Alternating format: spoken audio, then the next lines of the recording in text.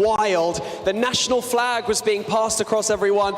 I really hope you got to see it. Now, I just have to ask you, how does it feel to be participating in this competition in your home country and being the only team that's representing Indonesia? Jadi kemarin kan pas udah WWCD tuh, by the way gue juga di situ, di tengah-tengah para outer champ semuanya, luar biasa sekali energi mereka semua.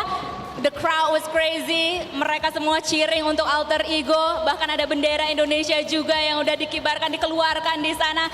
Gimana Potato sendiri melihat fans atau alter champs di sana? Apalagi alter ego adalah satu-satunya, lebih tepatnya wakil dari Indonesia sendiri. Gimana perasaannya Potato? Perasaan kita anak-anak Klimak sih ya bangga lah, karena kan dari pendukung lainnya juga bersatu buat Indopret. Jadi sangat bangga dan nggak mau ngecewain mereka semua yang udah datang jauh-jauh juga. Alright, they definitely are very proud of their fans, especially with Indonesian fans. They are coming all together to support Indo Pride, which is alter ego here, and they definitely don't really want to disappoint all of the fans here. Well, speaking of your fans, you know, I'd love to give you the opportunity to say something to them, to your friends, to your family, and to your fans who have supported you throughout this entire year, all the way up to this point. What would you like to say to them? Jadi mau silahkan sepatah dua patah kata mau disampaikan untuk para fans di sini. Untuk semuanya mohon dukungan dan supportnya karena masih ada 6 game, semuanya masih bisa terjadi apapun itu. Yes, of course, semua masih bisa terjadi teman-teman semuanya. Please support Alter Ego because they still got 6 matches left, still 6 matches to go, and everything can happen inside this game. They definitely can go up in the leaderboard as well. Well, Potato, thank you so much for joining us in your pre-match interview. We're going to let you go back to your booth and practice, get the rest that you need, and get ready for that first match. And congratulations on all your success so far. You may now go back to your booth. Terima kasih, Potato. Sekali lagi, Potato. And now, I believe, without further ado, it is time to go over to the analyst desk where they can break everything down before we dive into our first match of the finals. Jadi langsung aja tanpa basa-basi lagi kita lemparkan ke analis desk kita untuk bisa break everything down sebelum kita masuk ke game yang pertama. Jadi analis dan juga host kece kita silakan.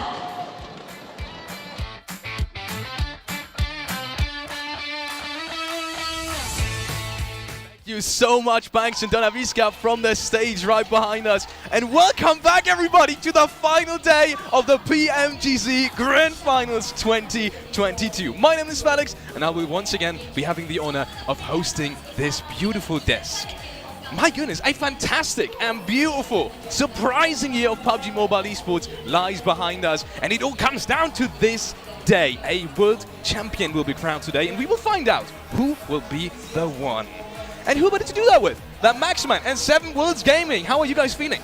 Fantastic. I mean, we had 2 great first days of play here for the Grand Final 7, and now we're ready to crown our champions. Is it going to be Nova? Is it going to be a new team for the first time? I have no idea, but it's going to be wild. We'll have to wait and find out, and I'm actually, you know what, the alter ego got to me. I borrowed the jacket from the coach of alter ego, and I'm looking forward that they actually have good performances.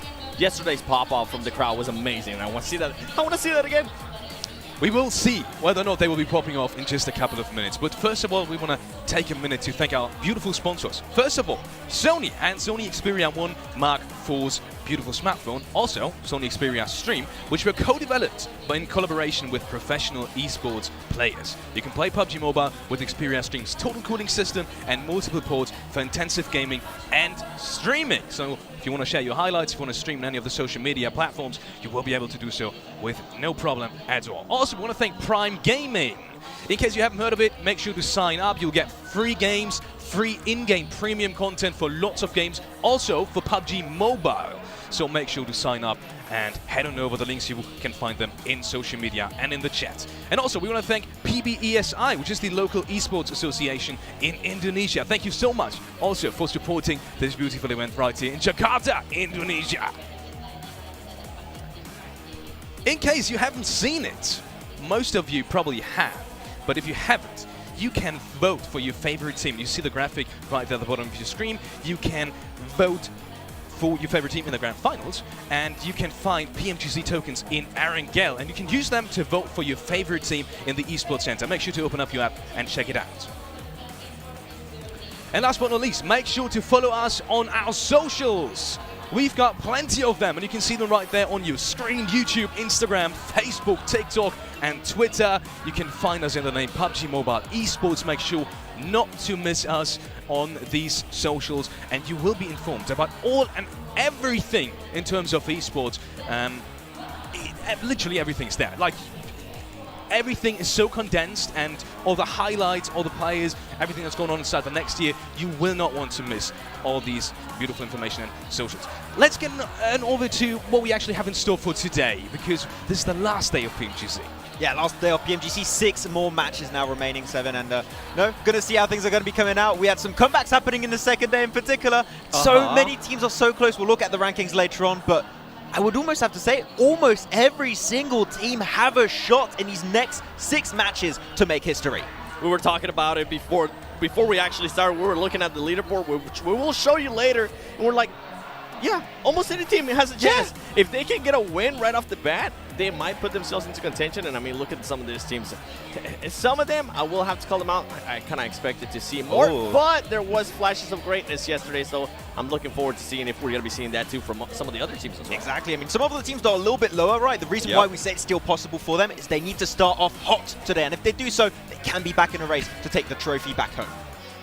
Let's take a look at the top 4 damage dealers inside this PMGC final so far. Starting off with the top from Starwood. Godlike Starwood, my goodness. He had a banger day yesterday, Alex. I can tell you that much. But still no chicken dinner. I do want to see a Starwood chicken dinner happening eventually. But if there's one player that's going to stand out from Starwood, well, Godlike Starwood, it tends to be top pretty consistently. And he's got the white hair buff now. He's on point. I was expecting the red hair, but you know what? I'll take it, especially since he is currently #1. But then you can see Revo. I mean, Alpha 7, even though they were very quiet yesterday, it's impressive to see that Revo was able to still perform and be up there with the top 4. And then we go to the top 4 knocks. I mean, S2G, I can say I expected them to be in top 5, and man, they're currently in contention to definitely get that win. 64 knocks out of them. Strong, insanely strong second day. We were saying it, they were not too consistent when it comes to getting elimination and placement points in day 1. They worked on that, they improved upon it, and that is why they're currently in that top 3 podium position as of right now. And the thing is also, Silas doesn't need a team. Very clearly. This man, give him one nade, squad wipe. Okay, true, but then we have to be careful with Nova, right? We saw day 2 Nova yesterday. And they definitely pushed up. We heard it from Paraboy. They expected to be in top 5. Well, guess what? They did. They set themselves perfectly to be exactly in top 5 and try to chase down some of the teams at the top, like Inco Gaming. So it'll be interesting if they are actually going to be able to catch them up. Talking about past performance, let's take a quick look and have a quick recap at what's been happening so far.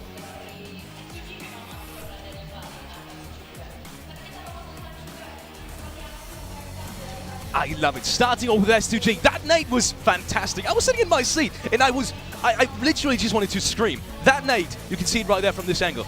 But that's an art, literally an art. I mean, he didn't have his team. His team was like literally, I think, like 200 meters away. And he's like, don't worry, boys, I got this. One nade goes for the push, then the entire team just joins up. And their hold on this position, if Nova do not really put themselves in that position earlier, that would have been an SGG win, but then Nova does what Nova does on their second day, apparently. You know, they start off doing their research, then second day, that's when they pop off, and now they're in a position to compete, to claim their trophy back to back to back, and that was insane. I mean, talking about Nova, I mean, Jimmy, for him to be able to do that play right there, and Frozen throwing that nade, getting that extra knock, and then they just continue to push, and we didn't even... come on! We didn't get to see the Paraboy nade. That was so amazing. We were kind of joking about it yesterday, right? Paraboy was doing so well that he decided to nade his teammates as well. I do wish I was as good as Paraboy, where I get 6 eliminations in 1 fight versus 1 team. Those are the stats we're working with on Paraboy's side, but once again, S2G, the big step up, so many strong plays when it came down to it. The thing is, hopefully it's not going to be just day 2 to be their legacy in these grand finals. We want to see if they can keep the pressure on and keep these matches going their way. And with SG, I mean, I think you mentioned it perfectly too earlier. It comes down to, are they going to be able to get those eliminations? They have showcased that they can actually continue to get those placement points, and that's why they're currently sitting in second place, as you can see right there with 123 points. And then we have Inco Gaming. That was the biggest surprise for me. I didn't expect them to be in that first place. I thought it was going to be Alpha 7, but Inco Gaming, they are very confident. And don't worry, we'll get a chance to talk about them a little bit more later on. No, not only Alpha 7 and Inco Gaming in the top 3, also S2G, and we've talked about them plenty. They did have a rough start in this tournament, but you have come back, especially in terms of eliminations. Exactly. I mean, we say we want to see a 50-50 split here coming out when it comes to rank with placement points and eliminations, and they've been able to do that in absolute banging fashion on the second day. And the most impressive things, there's only 5 Western teams. 3 of those are in the top 3 right now, which is mental when you think about it, when in the past, it's always been dominated by Asian teams. Yeah, and when we were talking earlier about teams that might be able to make a push towards the top, this is what we meant. Any of these teams, I personally think up to 12. I think, Max, you were saying up to 15, right? Yes. If I'm not mistaken. They can make a push to at least the top 3, to at least the top 1. It's going to be interesting. It comes down to the first game, and look at this head-to-head between Razy and Paraboy. Okay, of course, this is the big step up. I'm sure that if Paraboy played like day 2 on day 1, I'm sure the stats would be way higher, but that just goes to show how much of a redemption they've been able to kick off on that second day. And I saw a lot of theories going on online. It tends to always be the case for Nova. Day 1, research, analyze. Day 2, start your comeback. Day 3, dominate. And I want to see if we can see that once again today. You want to see dominate? I actually want to see if Order is going to be showing up. We saw him being a little bit of a rough stretch out of him. And then we go to the top Erangel performance. I mean, Inco Gaming, this is what's so impressive out of this team. I feel like they could have gotten 2 extra wins yesterday when it came down to Erangel. I got a chance to talk to their coach, and they told me that they are aware of the mistakes. We were kind of pointing it out, right? Whenever they did a 2-2 split late in the game, we were scratching our heads. We're wondering why they were even doing that. They are aware of it, and they are going to be fixing those kind of mistakes. Yeah, I was actually really happy when you told me that earlier when you had that chat, and the fact they knew that that was a big issue, and we do not want to see those same mistakes happen once again. If that's the case, they could potentially hold on to the place in first and maybe take the trophy home to Brazil. Are you teasing me? Yes, I am. A little bit. Okay. Ladies and gentlemen, you have seen it. We will be starting off with Erangel in just a couple of minutes, and we want to take this time to maybe touch on the biggest storylines. Apart from Nova, maybe coming back to a team that we've talked about just very briefly right there. Godlike Starwood, they seem to be making a comeback. That was their first 2 times they've been inside the top 3 in the last 2 games. You think it's going to start off in day 3 as well? That's the big thing. As you said, no, second place and the third place. I want to see, can they keep that momentum? Because apparently, I talked to Senator, the coach of the team.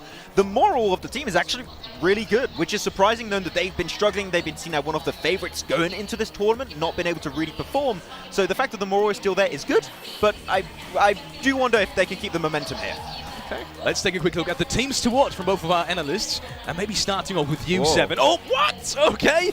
I mean, tell me about one of your teams, or maybe just all of them because they're the same, you know? Alter Ego. I mean, this is the only chance that I feel like I'm going to get a chance to actually talk about them. They showed up an amazing improvement yesterday with that win, especially in Sandhawk. We were talking about it. They played that perfectly. The way they were doing their splits, the way they were willing to take fights too. I feel like if this team can actually continue to do that and continue to improve and get themselves there within the top 3, they can possibly get the win here, and this crowd would go absolutely nuts. I just want to get one more chicken dinner. Just give me yes.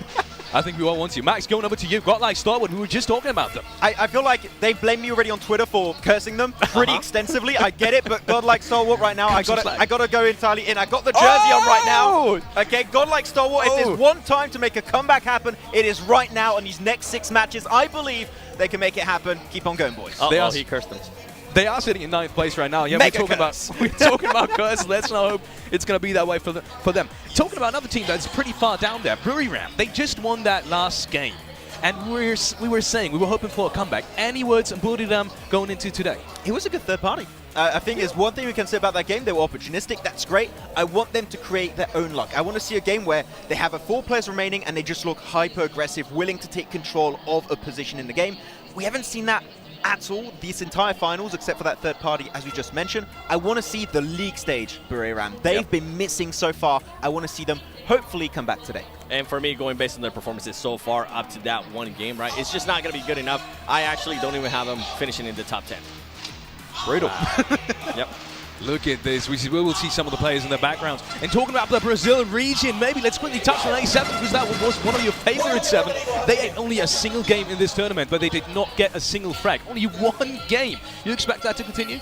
No, I think the team is definitely aware of the issues that they need to fix. I got a chance to talk to them, and they were very confident. Actually, impressively confident. Their mood was actually very high, too, because this is a team that we've been mentioning over and over again. They go momentum very, very much, and I feel like it's going to come down to the first game. If they have a great first game, then Alpha 7 might have a chance to actually get in this win and being able to be the global champions. Yeah. But if they don't start off hot, I don't think it's going to happen, and I think it will probably end up with the top 3. I mean, if you're purely looking at like the odds of the trophy going to Brazil, they're pretty high. Like, Yeah. you got Inco in first, you got Alpha 7 in third. It's looking pretty good. Though, I do want to bring a little bit of an underlying team that we haven't really talked about too much. It is DRS. We keep talking about these massive teams all the time. You're talking about your Inco, S2G, Alpha 7, Nova.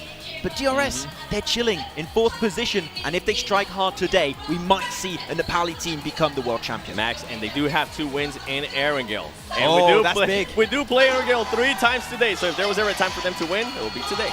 If the Nepali region can prevail, we will see in game number 1 of the PMGC Grand Final, day 3. And who better to do that with than John Allen and Blank. Take it away, boys.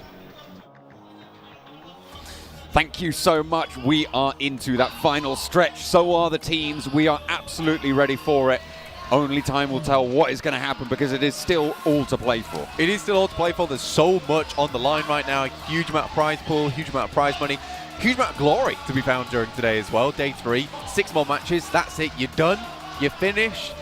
And that will be the 2022 book to a close. And I'm very, very excited to see exactly how that last chapter does finish and what it sets us on for next year. Because if it is the 3-peat coming through from Nova, once again, teams will be looking to dethrone that king right at the top next year in Turkey. Or will we have ourselves a new PMGC Grand Champion looking to defend next year? I think that one of the crazy things is that right now with the way S2G is currently playing, and you keep saying this, John, is that they could certainly be the winners. And it could be a home ground team defending over in Turkey. It would be amazing to see. It would be quite the story as well to see if S2G can keep that momentum going throughout the year as well, because that's going to be an important factor moving out of this tournament. But we've got to think about that later, Blank, because right now they've got to win it first if they want to be defending champions. Plenty of other teams, though, wanting to challenge for that title. You talked about defending champions Nova. Sure, they've had that rise from 10th up to 5th so far over yesterday, but they still have a little bit more to climb. And teams like Inco will not be going down without a fight. Even teams like Alpha 7, who started day 1 very, very strong and coming back into day 2, didn't have as much power, are going to be looking to put their best foot forward here in match number 1 on the day. We are looking for the first Erangel. Horrible playing path to start our day off here, though. Day 1 was very kind. Day 2, even kinder when it came to playing path. Day 3, no prisoners, no mercy. Playing path down from Sosnovka all the way to the western side of Gatka here. A horrific way to begin, but for Stalwart dropping out early towards Novo, this could be a really good start for these boys. And actually 2 teams going to be dropping out on the eastern side of the military islands. Going to be a little bit of conflict potentially over towards Novo, a hot drop, and 2 more teams, 3 teams actually dropping out over Sosnovka, but they're all heading north, so likely going to see them over on that main island. Nobody going for C block at the moment, not that I can see anyway, which is fairly interesting, I'd say, with the playing path as it is. Still time to turn around if they want to go. And look at that, Alpha 7, they did drop out in the same position as Godlike Stalwart, but they are going to go all the way over the water towards Milta Power. Yeah, I mean, but this is practically their basic drop spot anyway, so this is fine for Alpha 7 as a backup. Other than that, towards North George, also an availability for Alpha 7, been dropping their majority of the time throughout this tournament. But Milta Power, Milta, very standard drop spot for Alpha 7 during this match. I don't think anyone's going to cause them too many problems on this side. I am really surprised, though, that nobody dropped on C block or even on the western sides of that island. They're all going to have to head north, and not only because of the plane path now, they will go up with the circle. Another northern Erangel. I think for most people, they realize that, honestly, going down towards Sosnovka military base or on C block, with this type of meta, this type of lobby, where they're all going highly central, that's Inco, though, getting dropped upon by S2G. They lose a couple there. That's 1 already down. Vitali sends away. Takes a fair bit of damage on the way out. That's Inco already losing 1 player. This could be a little bit tricky for them now. Wanting to take that central position early on, play with 4, but now playing with 3. This will cut their chances a little bit. With losing Nenebete as well. That's really not the ideal candidate. Hang on a minute. Buradam are there as well. Inco, they are getting chased down right now. S2G with the elimination point that they were able to get. They're now 1 point behind Inco at the top of the tables, blank, and maybe looking to pursue a little bit more with only 2 players alive for Inco. You've got to think that that central strategy of theirs is looking pretty shaky. Yeah, this is not ideal for Inco, honestly, especially with that playing path. It does not give them a lot of time to get set up and going. Inco is a team that tends to do very, very well towards that end game, honestly, John, and that's where they find their big rewards. And you can also get yourself some big rewards from 2022 PMGC Special Crate, only available till the end of today, January 8th, so make sure you get hands on that whilst you still can. 4 angry men just picking each other up and moving forwards. Look at this, early moves. Generally, what you will see from Inco this time around, though, they are cut down in half. Vitali took a lot of damage early. There's no meds on Squash, so they still have yet to go for this loot. A lot of teams have made their way up north fast, and one of those teams, 4 angry men, will be across that river in North George, 2-2 right now. And all 4 of them still alive. T2K also moving to that north of the river. IHC, South George occupation. Yeah, T2K can head towards Box Compound, perhaps hold there for a little while longer before heading up towards Severny side. 4 AM picking up their usual drop spot in North George, so they know that this should be clear, this should be clean. They'll either drop out and get towards that position nice and early. Inco's headed up towards Rozok. And imagine that they'll loot up quickly and then head a bit further upwards, but I think right now with Severny, the very limited amount of places you can play in Severny and that area around it, this is going to be requiring to have 4 members, 3 members alive to be able to take some of the priority positions. So I think this might be a bit of a write-off for Inco at the start of the day. However, this does lead us into a lot of that big storyline. However, Frozen currently demolishing Jane here, sending an absolute deadly spray his way. And only bandages on board for Jane, which means that this fight is looking pretty shaky for the T2K outpost. Nade in through the window! You only need 1 HP to be able to lob those nades through, and that's going to be a flush. Frozen eliminated by T2K. For Nova, that is such an unfortunate result. Like you said, Jane being on practically no HP there, perfectly lobs that grenade through the window. Will take down Frozen. Now Nova starting the day where they wanted to have that comeback, where they wanted to have that domination on day 3, to send them towards that upper side and really be in the fight for those number 1 and 2nd spots. Realistically, they want the trophy once again.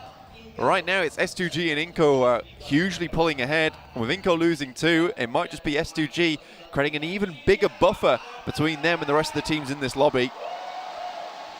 Alter Ego.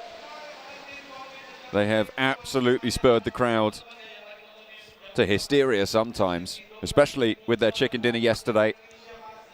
But they do still have their work cut out for them. 15th place right now, 65 points on the board. They aren't lost. I think that's what we can say for them. But they did manage to get the chicken dinner, and the one that they did get, it was fairly convincing. Yeah, it was a good chicken dinner. I was talking to Denny about it, the coach from the team, saying that, you know, they were given the circle. I had to be nice to him. I was like, look, you give it the circle, but you still have to play that out correctly. Take that win. I think that Indonesia could be certainly proud. And he said, yeah, well, we changed a few things. And we've worked on it, and again, this is PMGC. This is the hardest PMGC we've had in basically forever. So for Alter Ego to continue performing like this, it's really good to see. And I don't think there's a single team here that has underperformed massively. Maybe VPE, you could say, currently at 45 points, but there is 6 more matches still to go. Maybe they can change things. Nova at the top of Everest after getting backed off the position in the compound across the river by T2K. With a sneaky little nade. Godlike Stalwart moving on the southeast side as IHC and Fireflux in the crates near Georgia Pole. Looking to lay claim. I think Fireflux, yeah, they have just been trying to move in on that west coast, and Solke gets spotted. IHC want to close the jaws of this, moving 2 players up to the warehouse. Solke into the vehicle as well. Looks to hop out as they will have heard that one. The engine did switch on, and 2 players going straight on in. Solke with a challenge now. Half HP, going to be tricky to make it work. UMP to move forwards. A lot of damage sent in, but Solke's being flushed out. Goes for the challenge, and it is IHC to take him down. Solke falls, and the rest of Fireflux divert attention. They flee, go back south. Very nice stuff there coming through from IHC. Well, let's get themselves few or at least 1 point, right? That one elimination, but it gives them a nice little platform to play from going forward. Order 50 eliminations. I mean, it's difficult not to go for him. GurkhaYT did have 49 though, so you gotta respect that. Just a little bit behind Order, who is kind of too good. Let's be honest. 4 Angry Men. Maybe making a little bit of an impact themselves. Currently 93 points, 7th place. Nova only 3 points ahead of them.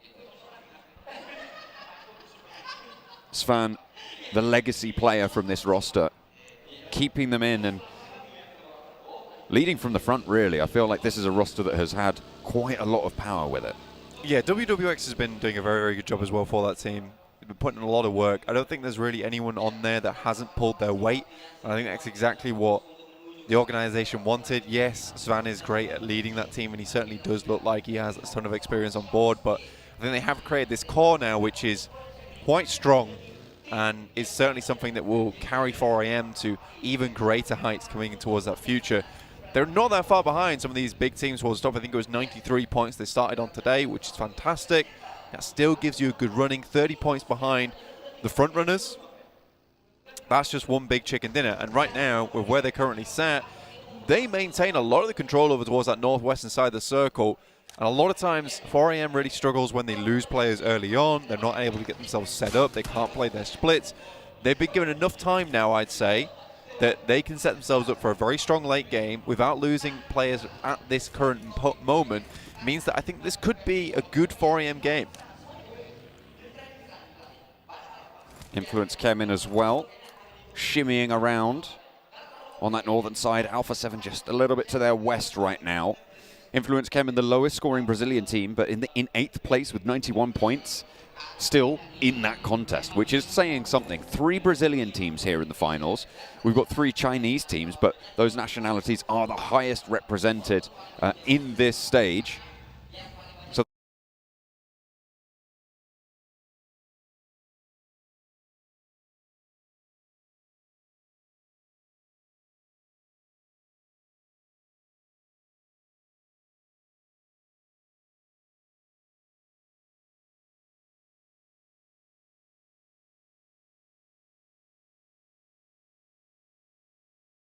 So Brazilian teams have over 90 points is really quite saying something.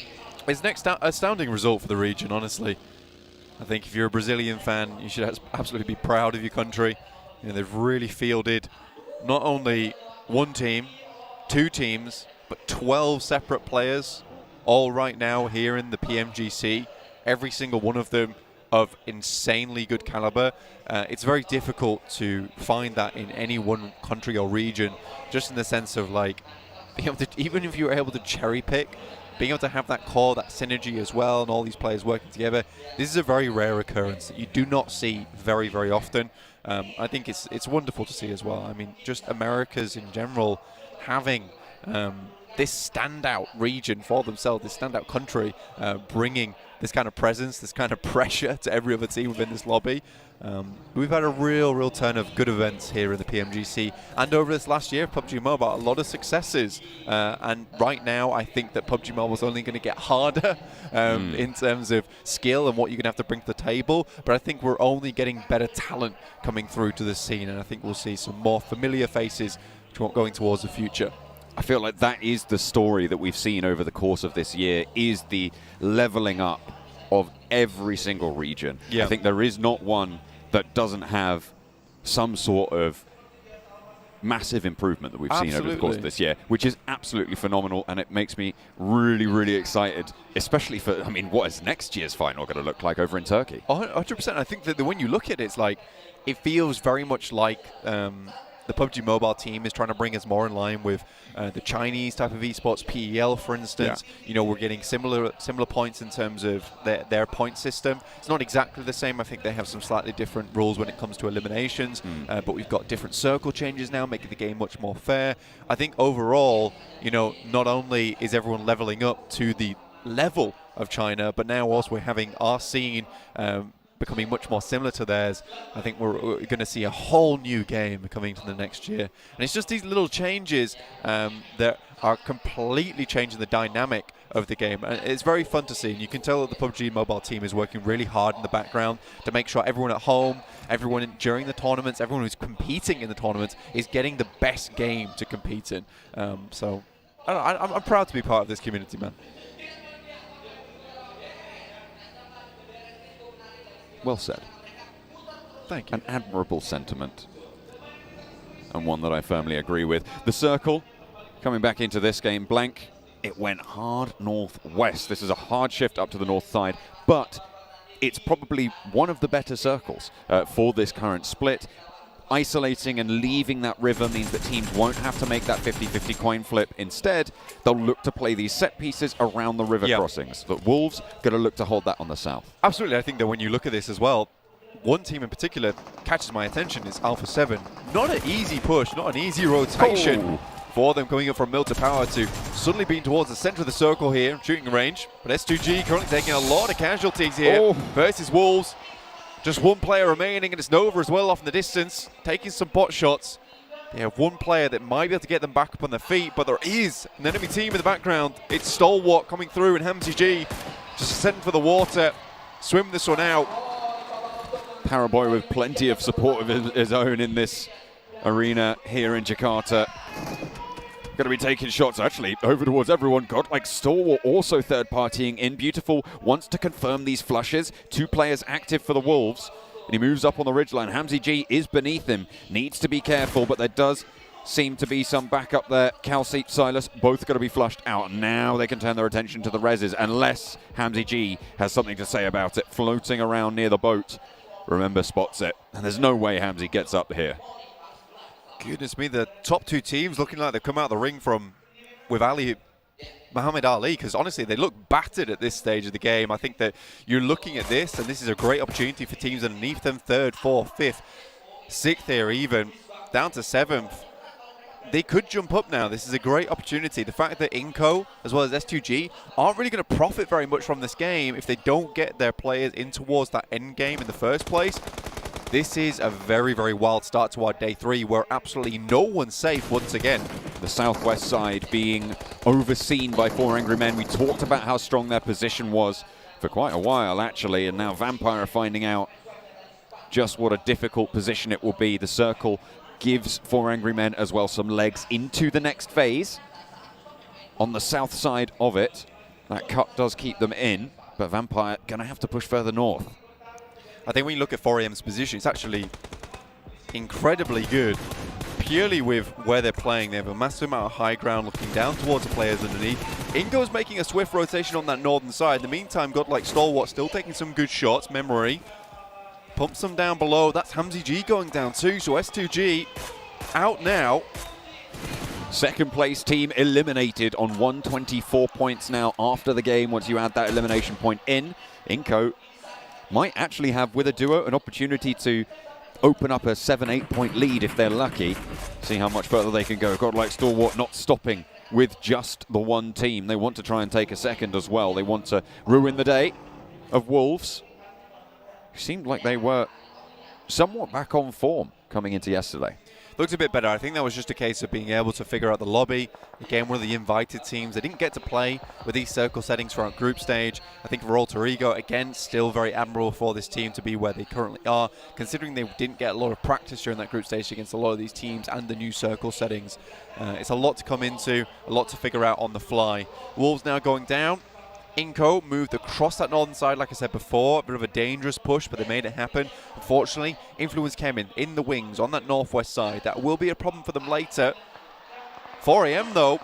Spot Nova coming towards them. Already find one, and I think it might be lights out for Nova at this rate.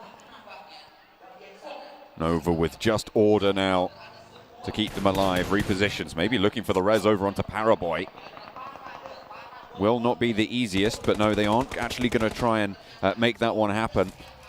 Probably wise. Only one first aid available for order in the meantime. Catch from Fireflux. 3 of those players alive as well, as Godlike Stalwart rocks straight on up into T2K. Scry has gone down, but they send Rig on kneeling as well. Pika on the inside of the shack finds a player, gets the knock. And Godlike Stalwart turning up the heat. Maxman with the jersey. I mean, you can only curse them for so long, right? It's got to cancel out at some point during this day, and it feels like it's right now. 6 eliminations. Good stuff. Alter Ego on the prowl, though, from afar. Shots coming through. Stalwart taking a heavy amount of punishment. Should be able to get some reses off, some meds through. Vampire Esports also looking towards his position. Mini 14. Oh, not quite able to spot what they needed there for Fluke. Smokes to allow them forwards, though. Could sneak a couple nades into the shack. And they swing down low. Ravenclaw leads that charge. Alter Ego won't be able to spot that, but the shot's still pouring on in from Godlike Stalwart. They've lost action, so they are at 3. 6 eliminations, and they are caught in the midst of it. A nade forwards from Ravenclaw, and a knock over onto Scry. Pika, half HP, has to move out the back there. Top wanting to try and play anchor. Nova eliminated in the meantime. Central position, Fluke spotted, and Alter Ego starting to light it up here. Ravenclaw wants another nade over the top, but taken very, very low. Has to run with the blue zone at his back now. Ooh. An uncomfortable scenario, but Stoned has it with the That's 4 AM. support coming on in. Stoned moves up around the edge, but the Vampire's not going to stand too much longer there. 13th place and only 2 eliminations. I wonder if 4 AM has bead onto this. I mean, this is uphill, so a little bit more of a tough angle to take shots at towards. Vampire Esports, what a rough time of it, though. Running through all this, trying to take shots at the team from Stalwart, also taking shots from Alter Ego, send them back, and Alter Ego is very happy to just send this one away. But that's Sky Only running down one of Influence Kevin's players. Inco down to 1, they cut their losses, sent one of their players up towards the northwest side, and Vitali over towards the center. Right now, it will be earning 1 point just in terms of ranking from a 12th place. See how long Vitali can go for.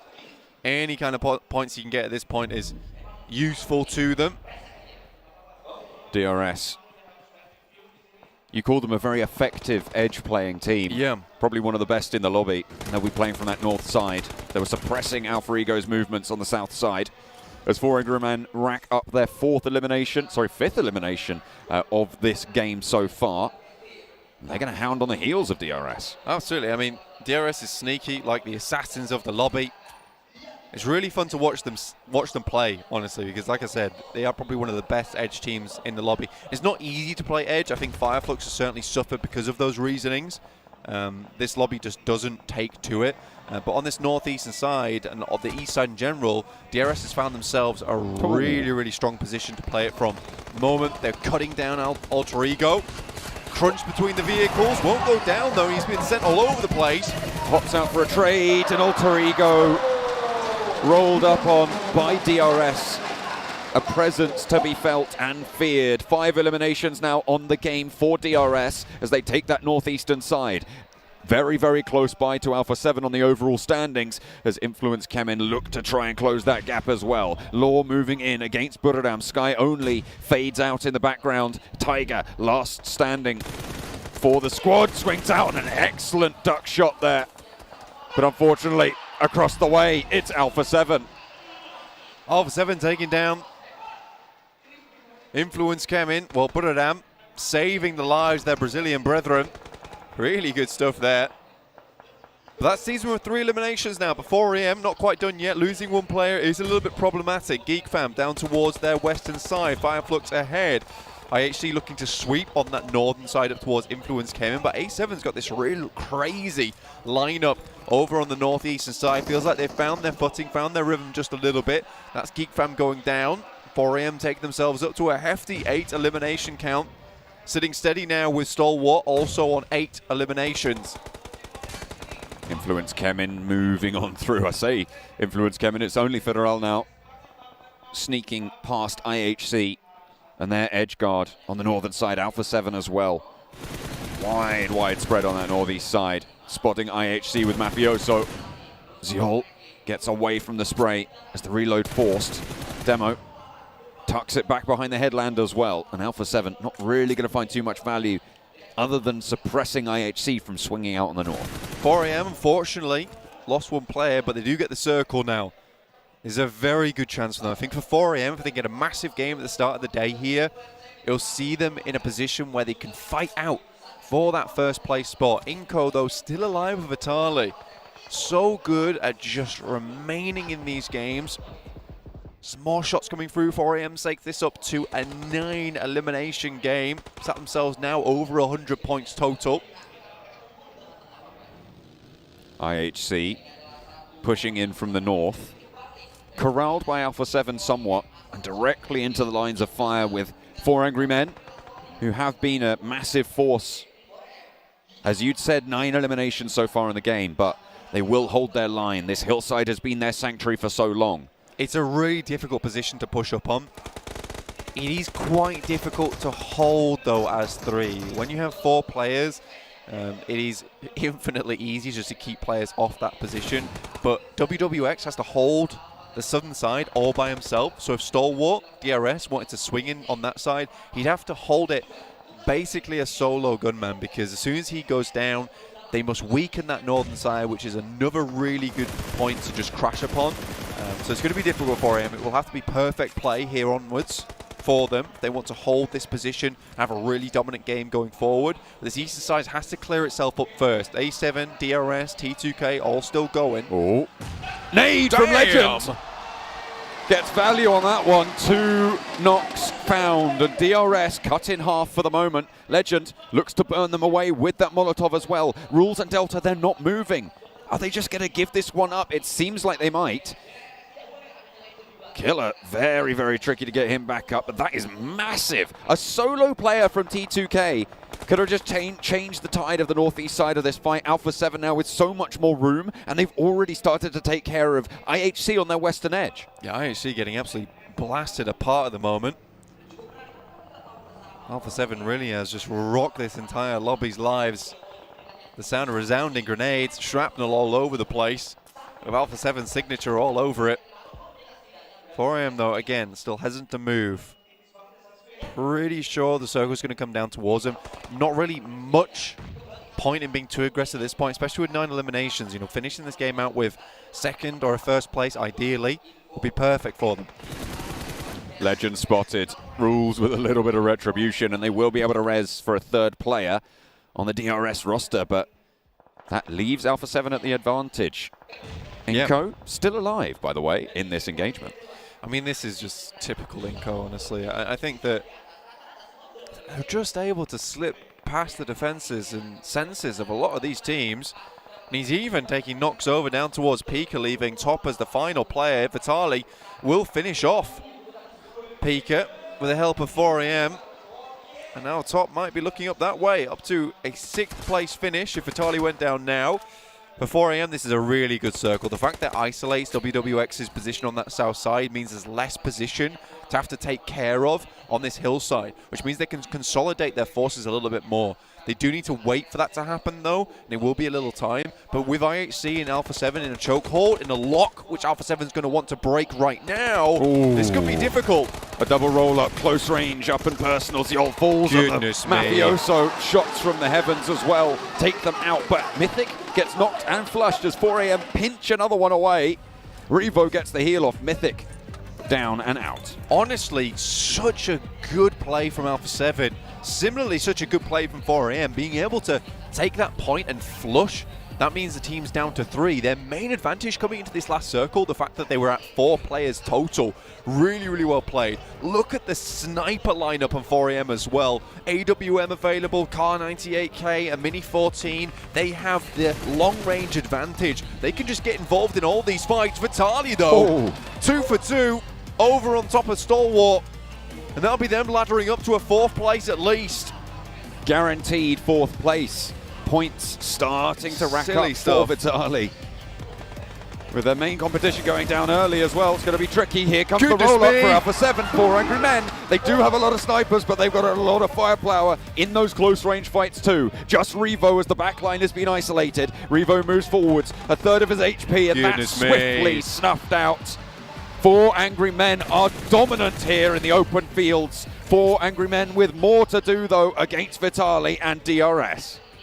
I mean, I was saying from day 2 that the way 4AM was playing on day 1, I felt like it was in the back pocket for them. Vitali steps out for just a second.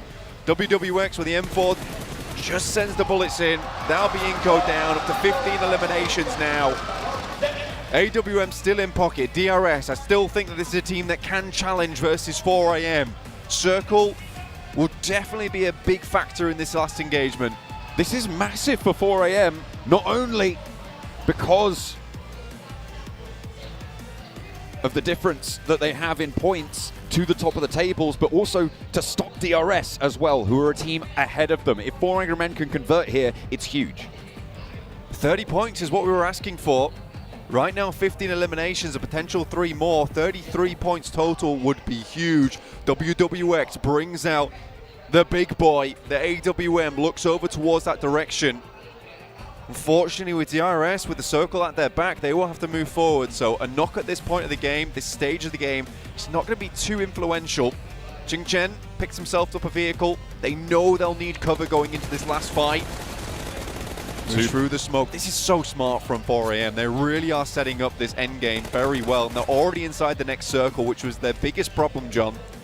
2 players move forward, and now Ching Chen is given that platform This to is move crazy. in. The movement from 4AM is disciplined now. Svan, WWX, Ching Chen on a wide split. Svan repositioning now, wants to get a little bit tighter on in, and that puts all of them in the next circle. This smoke usage is disgusting.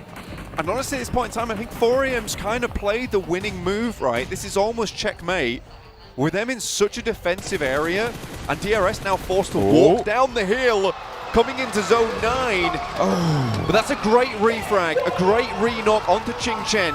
Now in a 1v2, it's going to be difficult for him to pick them back up again. Svan has to put the hurt down over toward DRS. That's going to require a first aid kit, but he finds another. Down to 1 in just Giante. Svan's taking this all home by himself. 15 eliminations so far. They want to rack up 18 blank. It would be a monumental 33-point game for them. And Delta is going to go down. A 16th point on the elimination card for them now this game, and Ching Chen is rezzed. WWX has the nade, launching it on forwards. Behind the tree it goes long, and Renox rules. Gianti now, the last on the menu, and 4AM are hungry. They want to take it here, they want to take it now, and the top of the tables is not safe.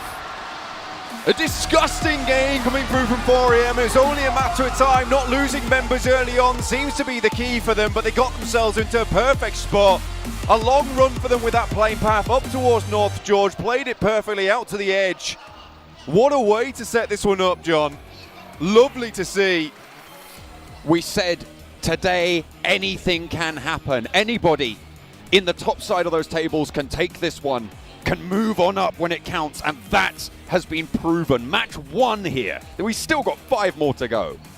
I mean, with that 93-point mark, I think that sits them in a really, really good position now.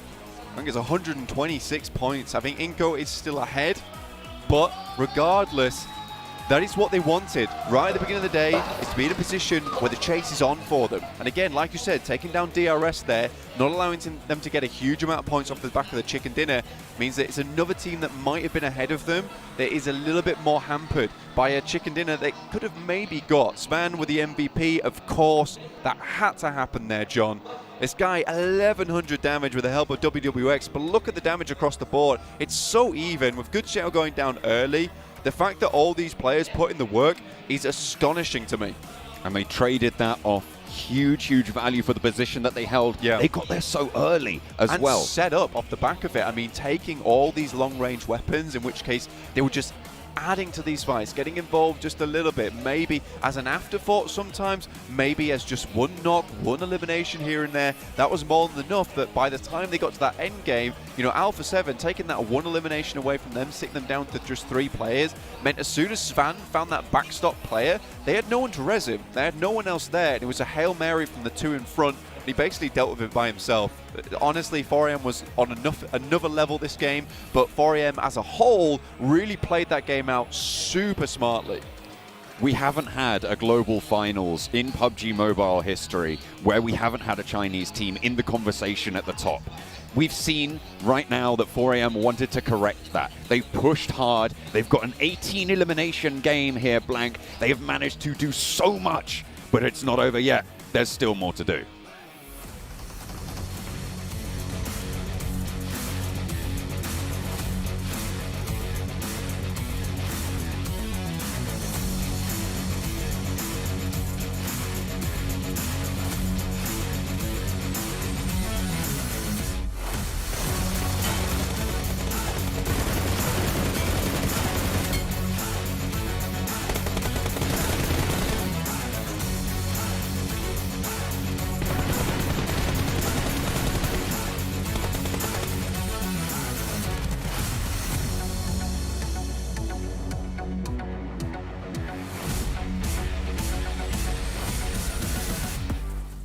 What an absolutely unbelievable game coming in from 4 Angry Men. They put on a show coming into day number 3, and that is the strongest game that we've seen so far in the PMGC Grand Finals. 33 points, Max. I think it's fair to say 33 points, that's going to help you pretty significantly. 4 Angry Men.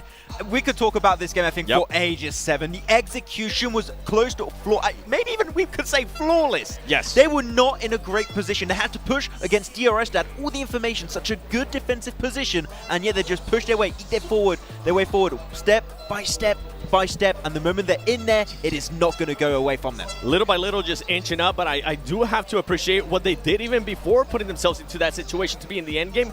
They were able to control the outside of their circle. They were able to take on fights with GeekFam. They were able to take on fights with Alpha 7 when Alpha 7 decided to make on that push, and they held them up. Yeah, they did end up losing 1 player, but it wasn't enough. And I mean, 18 eliminations, come on. Could you ask for anything better? We were looking so much at the late game, but they started off so strong in the early game as well. Maybe didn't have the screen time, but at phase 3, 4, they were already at 9 eliminations. Yeah, I mean, as you said, right, they cleared the western side. They cleared themselves at GeekFam, Alpha 7 also. I think even 5flux, to some extent, they did it. And Svan, the MVP of 2 years ago over in Dubai for the Grand Finals of 2020. And he's going for the title once again. 7 eliminations, that puts him back in the MVP race. Earlier today, I got a chance to talk to him. You were next to me, and I was asking him, what does it feel like being back at PMGC? He was super happy to be here, and what he loved the most is the energy from the crowd. He said that in China he doesn't really get to experience that, but every single time, whether he gets eliminated or whether he gets an elimination, he feels that crowd and it hypes him up and it gets him more excited. I'm thinking of something. Powerboy said he's going to be in top 5, then top 5. Svan said he's going to get himself potentially 2 to 3 chicken dinners. It's looking that way. I want to ask them the lottery numbers. they cannot lie. Whoa! That is crazy because we were talking about Nova right now. They're not even in the top 8 right now. Instead, it is 4 Angry Men in 2nd place, Evan.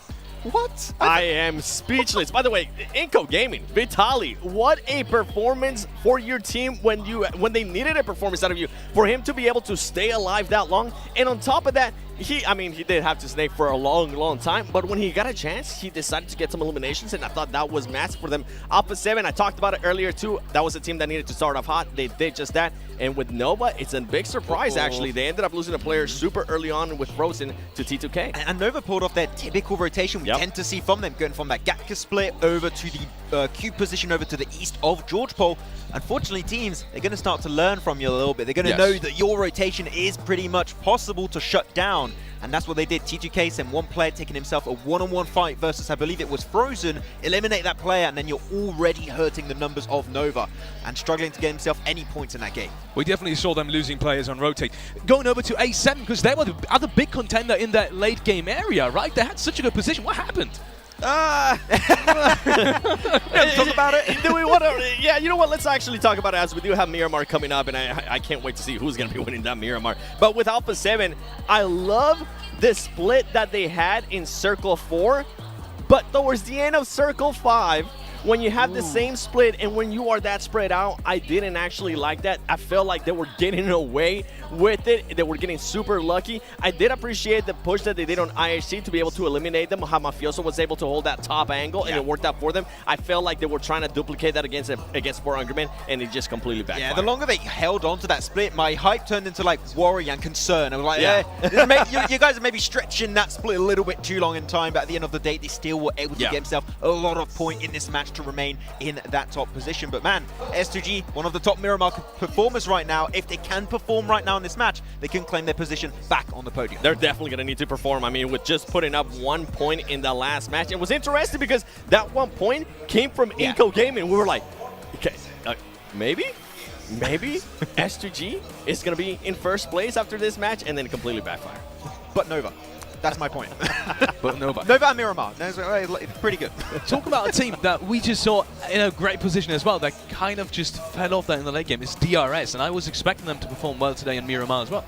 I wouldn't really call it a fall-off, to be honest, for DRS. As Black mentioned multiple times during that game, they are so good, so strong at clearing the edge. Like that 2-2 split gets so much information. The moment they have one team, they know we need to clear out this team to gain even more space on the edge of the circle. regroup, full send it. I think they cleared like 2 teams at one point relatively easily too. And I'm telling you, they are a silent team. Sure, maybe not a team to get chicken dinners, but they get enough points where they could be in first place. I appreciated their passiveness at one point when Alpha 7 was taking shots at them, and I think Alpha 7 knocked one of their players. They decided to just back off a little bit more and let Alpha 7 be aggressive towards somebody else. It worked out wonders for them. But that is Erangel. I mean, that's a team that has 2 wins in Erangel. I want to see what this team can do in Miramar, because just playing like that in Erangel is not going to be able to cut it for first place. Talking about Miramar, let's look at some of the teams to watch from both our analysts. We will have them. Actually, talking about teams to watch. Oh, there we have it. DRS on both of you guys' schedule. That's a superb, actually, transition, because we were just talking about them. Maybe going over to go like Starwood, though, because I felt like they had a good chance in the last game as well. Going over to Miramar, that's your pick? Yeah, I still have the jersey. It's a little bit cold right now, so is it still under there? It's heating them up. It's heating me up right now. I do appreciate it, Stalwart. But yeah, I do think that Stalwart can be looking really good. They were looking really aggressive. Yeah.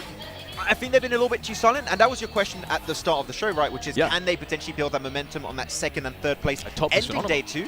And seemed like they were looking aggressive. Sure, not a podium finish in that game, but for me it shows that there were some changes that were made, and I did talk to also Senator. They did make iterations for today, and I'm happy to see it. Yeah, I mean, Top was going absolutely ham in the last game. I think 5 or 6 eliminations on his own. Going over to U7, 4 AM is on your pick, and I mean, they just had a phenomenal game. You think that's going to continue into Miramar? Yeah, I actually picked them way before they ended up winning when that they already last had match. 9 elims.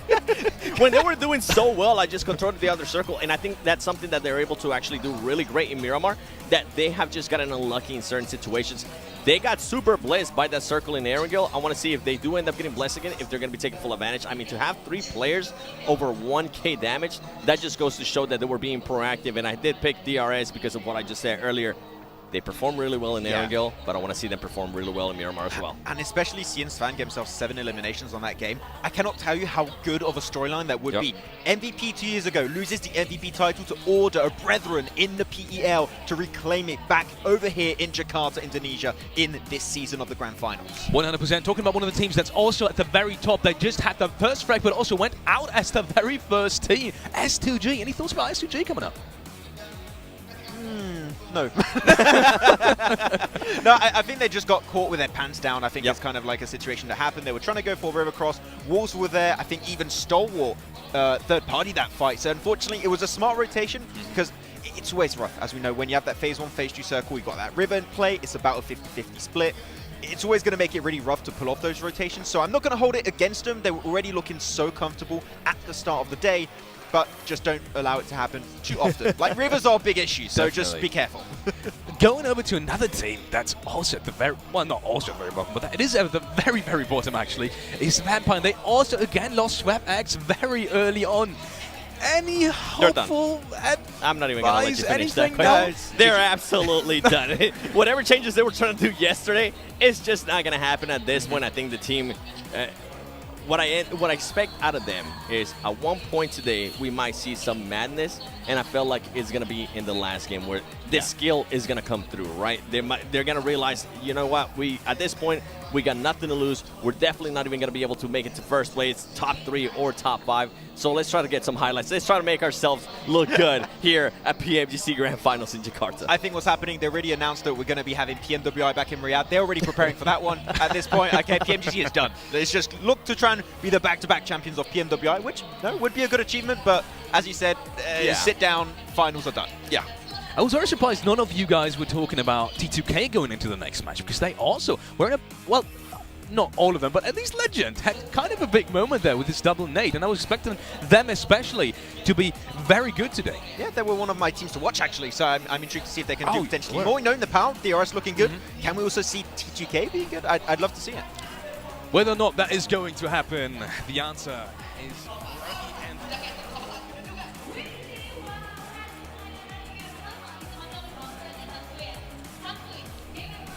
We are into, I think we're into, oh yeah, here we are. We are into Miramar for game number 2 on the day, match number 14. Only 5 matches remain now. What a game from 4 AM in that last one. That was a massive, massive jump to be able to leap on up, but the crowd's getting settled for the Miramar match. The first one of the day, the first of 2 that we'll see, and the rest is yet to come. Nova They lost a player early in that last match and didn't really get going in that one. Inco as well, losing players early.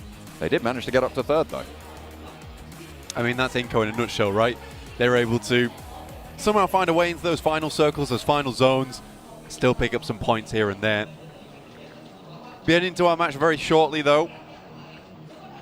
So do a quick rundown. A little bit of stock checking. Crowd obviously really excited to be here. And I'm also really excited to be here just because of how amazing the crowd has been. Hello my friend, my AirPod buddy. Look at that, get those selfies in. Fantastic. Everyone needs to take a record of when they were here when 4 a.m. did the that. only time when you're allowed to take a selfie by using the front camera. Taking a photo of just the old screen. Honestly, this should be a good map though. And again, an awkward playing path over from El Pozo to Junkyard. Match 14, second match of our day. 3. Some of these players and teams starting to really bring up the heat just a little bit here, John. Starting to head towards that top side after 4 a.m. Absolutely glorious performance there on our previous map of Angle. That's going to see them nice and happy towards the top of the standings. A really good chance to bring out something more. S2G obviously not having the best of games there whatsoever, Angle. But yesterday it was Miramar where they picked up the vast majority of their points and where they played out very comfortably. So we'll see if they can do that again here on match 2. Now saying that it is that saving grace. So you come to match 5, you are S2G, and you have a really confident run to actually pick up a massive win at that point of the day. DRS denied at the final turn. They had a pretty big game themselves as well in the previous game, so it is very much tenuous. I think at the moment there's 4 teams in the lead when you bring DRS into the fold, with Inco just that little bit ahead of everyone else. Alpha 7 though looking to try and take down a major competitor here for Angry Men with a bit of a challenge. Iron sights on this. Not super easy to control. Plenty of kick for Mythic and doesn't really land too many of those shots either. Blank, he will not be able to curtail 4 Angry Men early on this drop. The vehicles gained and in operation for 4 Angry Men. Good stuff there. Central circle as well, so the playing path not as awkward as we maybe have hoped. It does mean that Los Higos, Minas del Sur, Playa de Mar, Chumacera, a little bit inaccessible, but Torre Armada, Campo Militar, Tierra Bronca, La Cobreria most likely will be taken up by some of these teams. That's a tongue twister and a half for myself. I didn't do any of those earlier because I can't do tongue twisters, sadly. I just stay out of dodge of any dodgy words myself. I've just got to say them really fast. That's the issue. Yeah, that's fine. I don't have to do that. So I know. I just keep it nice and chill, nice and happy. I bring that saxophone vibe to the broadcast. Irish wristwatch. You bring the electric Irish wristwatch. cello to the broadcast. Do you think? I reckon I could rock a cello. Yeah, I think so. Give me, 16, 17 years of practice. I'll let you know. Give me 1 second on the saxophone, and I'm ready to go. Or the saxoboom. Well, they do I say... can do the saxoboom. All right, Jack Black, calm down. They do say, though, music is more about what you don't play. So the fact that I've never played the cello up until now, I feel pretty much makes me a master, right? Well, I think that, the best times when you cast is when you aren't talking. That was so mean. That was so incredibly mean. And you smell. There you go. There you go. Look, we've all got our faults. Really poor personal hygiene, Blank. What do you mean? This morning I was blasting on the old deodorant and aftershave. I feel like I'm a smell sensation. That is not personal. Okay, that's not personal. That doesn't count as personal. Yeah, that's all I use though. You've got to, right? That's what everyone does. You haven't showered, have you? No, I absolutely have. You are the most mucky boy. It's a soak in the rain. Look, man, it's Miramar. There's not much water around here. True. What can I say? What can I say? These teams are certainly going to be thirsty for victory. There you go. That is How's correct. that? Inco still at the top, though. 10 points clear with 5 teams in that front-running section now. Godlike Stalwart. Quite quickly. To be fair, Godlike Stalwart did do fairly well in that previous game as well, with the fights they're able to take, launching themselves further up to boot. IHC, T2K, Nova, all the way even down to like Buriram and Wolves. I mean, they are not out of it fully, but it is getting towards that way. Yeah, it's pretty tough now. I think our front runners of the pack are going to be quite difficult to catch up towards. It'll be very unlikely that Inco, 4AM, A7, S2G, DRS, not one of these 5 teams is going to gain a profit on one of these games. Before, it was a little bit more likely that it could happen, and it did happen. We saw S2G go out early. We saw Inco not get a huge amount of points at the start of the day, which is kind of their signature move, right? So now it's much less likely to happen because instead of only having 2 teams that have to do badly so you can catch up, now you have to hope for 5 teams doing badly, which is way, way, way out of the realms of possibility here at this point in time, especially when all 5 of these teams we know are absolutely marvelous at PUBG Mobile on their separate, unique ways too. I think Inco has their very interesting central playstyle, in which case, you know, they wait until that very much end game to pick up some big points. It would be super interesting to see how many points of Inco is purely ranking points overall. 4AM, great team when it comes to just that coordinated play. Alpha 7, just a hot streak within them. They are aggressive like nothing else. A lions inside the lobby. S2G, another one of those teams that is able to really play well coordinated as a squad. And DRS, one of our edge teams inside this lobby. So everyone's got like a very, very different type of play style, but they all play it to the best here in the PMGC, which shows you can play absolutely anything and still work out with it. And I think that is something that is great to take away from this PMGC, is that we've got a lot of individual characteristics with these teams at the top. So you don't have to play it one particular way, you just have to play it your way. First blood goes over to Kelsey from S2G. I feel like you were talking about similarities and differences in playstyle. The most similar in the top 5, I would probably say, would be 4 Angry Men and S2G. Yep, and agree. I think that's kind of what you alluded to there. And whilst it is slightly different, I feel like S2G maybe stay a little bit further on the outside for a lot of the game. Well, not a lot of the game. They sort of come through in the mid-game, whereas 4 Angry Men maybe a little bit more central leaning. That might be where they differ. Although not this game. That's just me pointing at the map for John. Like, but I normally see 4AM in the center a lot more frequently than I see S2G. I think for 4AM, I'm just throwing my water on the all floor. everywhere. Look, we said that there's no water here on Miramar, so there's no water in Indonesia now either. It's for you, at least. Yeah, I think for 4AM and S2G, I would generally agree with you. I think what you're going off is mainly Erangel overall, because Erangel, 4AM does tend to move a little bit earlier towards the circle. Yeah. I think what they've been having difficulty with is making those movements, making those rotations, and they're quite speedy with it and aggressive. That is interesting. That is very interesting. And oftentimes it does lead to them getting absolutely demolished by some of these teams within the circle. Alter Ego, though, Fnatic hits the next one. I mean, I was a little bit happy about it on the first, but that is true elation coming through for Alter Ego. Getting the second onto Alpha 7 is a really, really big piece of news. Not only in terms of Alter Ego taking on one of the top 3 teams, but also the fact that Alpha 7 is down to 2 already here on Miramar, when they're fighting for their lives in that top 3. This is great news for the rest of that top 5 set of teams, right? They now have an opportunity to thin down the numbers in that lineup to try and open up a gap, turn up the heat. S2G already with a point in a central location. Hopefully they can hold on to it, have some power there. The Turkish squad wanting to have the honor of defending their title next year in Turkey. Would be the absolute cherry on the cake there for S2G to take it all the way home.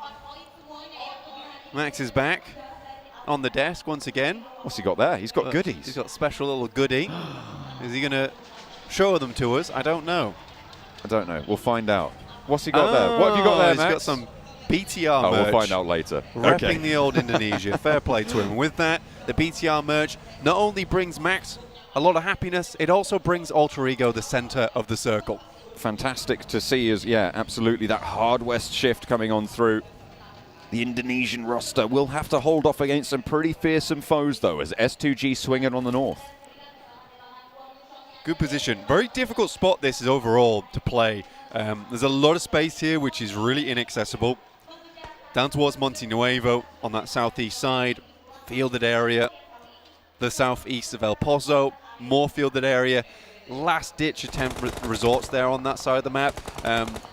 Down towards the south side of Credit Fields, a place that HVP would play very, very often. The S2G would tend to kind of challenge them out on and not really succeed. And it's what would cause some huge amounts of problems. They've tried to get up towards it, but Alter Ego are already on that position now. 4AM loses arguably their front man, their lead singer, here in the PUBG Mobile PMGC. There's too many P's No, and M's. don't talk about it. Don't even mention it. In the PMGC, Svan going down in match 2. This is a bit of an awkward one for him. Now 4AM have to play just the rest of the instruments here. Try and work it through. Nenebete taking a bunch of damage, but doesn't go down, doesn't fall just yet. Slides through the staves of Nova. Keeps himself out of treble, keeping with the music theme. I thought it was good. I liked it. I liked it Oh, too. okay. Vitali doesn't know. He is going to be pretty discordant with that one and ends up reaching the crescendo in the stage 2. The middle of it. That was a stretch. That was a stretch. That was a stretch. That was a bit of a stretch. Anyway, straight back into the game.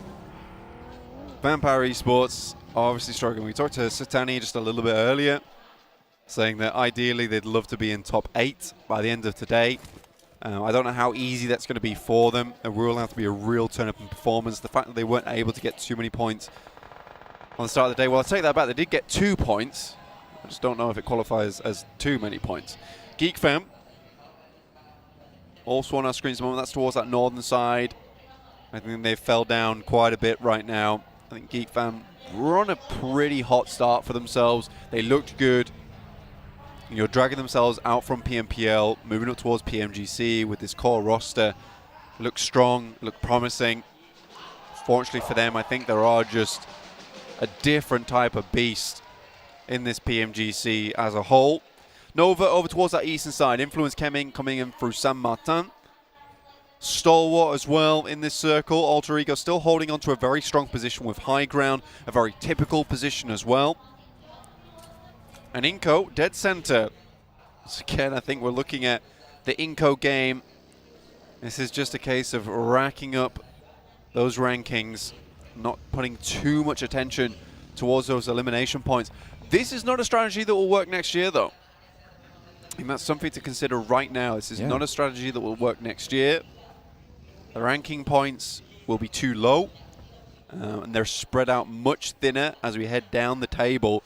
So elimination points become all the more important. So I think teams at the moment that you're looking at who are prioritizing, you know, getting those high elimination point games, getting those big chicken dinners, these are the teams that will be looking good going into next year.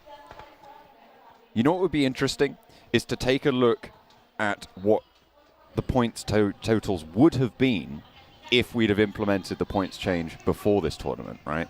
To see how these teams would have fared if we had changed it to that 10-point chicken dinner before, and maybe it could have changed some things up. Maybe I'll have to run those numbers afterwards, Blanca. If anyone out there is watching, they can tweet them at me, and I'll be very grateful for that. But for now, Inco still sit atop the pile with a 10-point lead in match 14. Blank, something else that's very interesting when you take a look at the numbers is the fact that nobody right now has more than a 10-point average. We normally see at least 2 or 3 teams at that point at this stage. Yeah, what we're seeing at the moment is just a real even split between all these teams. And again, this is what it comes down to. You'll see this happen maybe in PMPLs, regional clashes, or PMWI. But when you really do cut down to the leanest and the meanest of teams here in the PMGC, you are certainly going to see a lobby that maybe isn't able to hit that 10-point average just because there are so many teams winning. There are so many teams that are making the right choices. And it is just a case of, if you get the right circle, you have to win within that right circle. And there are a lot of teams at the moment that are getting those right circles and then are converting those right circles into wins. So this might not be a case of, you know, any team particularly being terrible, but just some teams leading ahead by certain games where they don't get the right circle, but they're able to get a 5th place now and again with some eliminations here and there. It's really just chopping away at that points total time and time again and never letting it up. And I think that's what 4AM's been able to do a lot. Alpha 7 has a different approach to that. They're a bit more momentum based. You know, they burst out from nowhere, get some big points, then they fade away just a little bit. They always bring it back. Inco, on the other hand, a ranking points based team, 100%. A little bit of circle look throughout this tournament.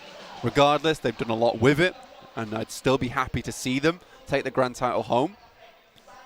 The drums bring the circle to keep Potato in it on the high ground position that he occupies on the northwestern edge. DRS potential to move in behind that position and wrest control back, but Potato, if he spots that, doesn't want to take the fight, there is a massive opportunity to just jump off with a vehicle, roll over to the rest of the squad just further south. You can certainly disengage from this one, down towards the rest of your team. Alpha 7 though, damn rude. From GeekFam, looking to finish them off, but it's S2G from a wrong way. Uh-oh, Revo has to evacuate and will be cut down in the process. Alpha 7, 16th place, they're eliminated. GeekFam stay alive, get to cover, but there are shots coming through from across the road. S2G doing hella damage, having an impact here and racking up the points where they can. That's one of our top 5 teams out already, Blank. Alpha 7 certainly having their fadeaway game right now. Not good for them. Only 4 more matches after this one. It's not really a case at this point in time of losing that hope anymore. You're going to have to keep pumping those numbers. If you pump those numbers right at the end of the day, it might not be enough, because by that time a team like Inco or 4AM, S2G might have already built up that consistent average that they're so far ahead of you that one chicken dinner is not going to cut it. It would have to be one hell of a chicken dinner to make something like that happen. We've seen it before. Be a great conclusion to PMGC, but is it likely? No. DRS slowly encroaching on the high ground territory on the northwestern side, but Potato, he's well aware of it, and Influence Kemen might actually force their hand slightly. Rules going down, getting flushed out as well by Alter Ego. Really quite big, brings them down to 3, and Influence Kemen can start to move in behind. 4 players alive, and they have really gone for a wide swing here. Potato, if he can just stop DRS from pushing forwards, he can play them off against one another. Influence Kemen, position aware of now. Killer moves in with the auto shotgun, but backs off. Don't want to go for the trades just yet. Federal and Lil Boy close by, and Gianti nearly gets the better end of the deal there. Potato not chiming in just yet. Kailovsky is lit up as well, and Influence Kemen's push has some trouble. Nade around the side. Beautiful nade there coming from Giante. Little Boy goes down. Fair amount of damage towards Law and Federal. Can't really afford to get the med kits off just yet, because there's more nades, more damage coming through that way.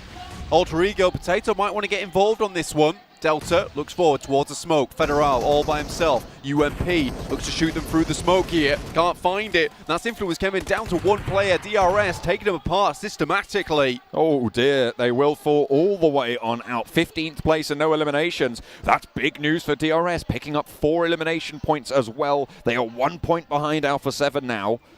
How much further can they go? Inco with a challenge. 3 players alive from them after losing 1 early. Nova will be rocking up on them.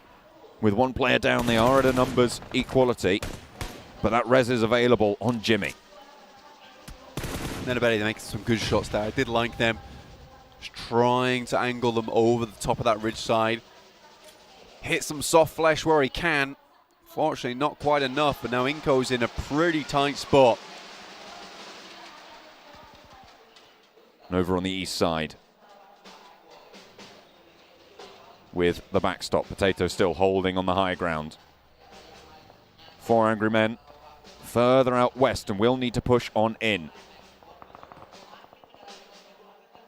4 Angry Men probably with the toughest time of the teams at the top right now, Blank. Alpha 7 having already gone out. So I suppose the time is tougher for them, but of the teams still in it of that top 5, 4 Angry Men with it all to do on this rotation. We set up S2G as one of the best teams here on Miramar. And towards the center they are right now, a really strong spot. Helping GeekFam take down Alpha 7.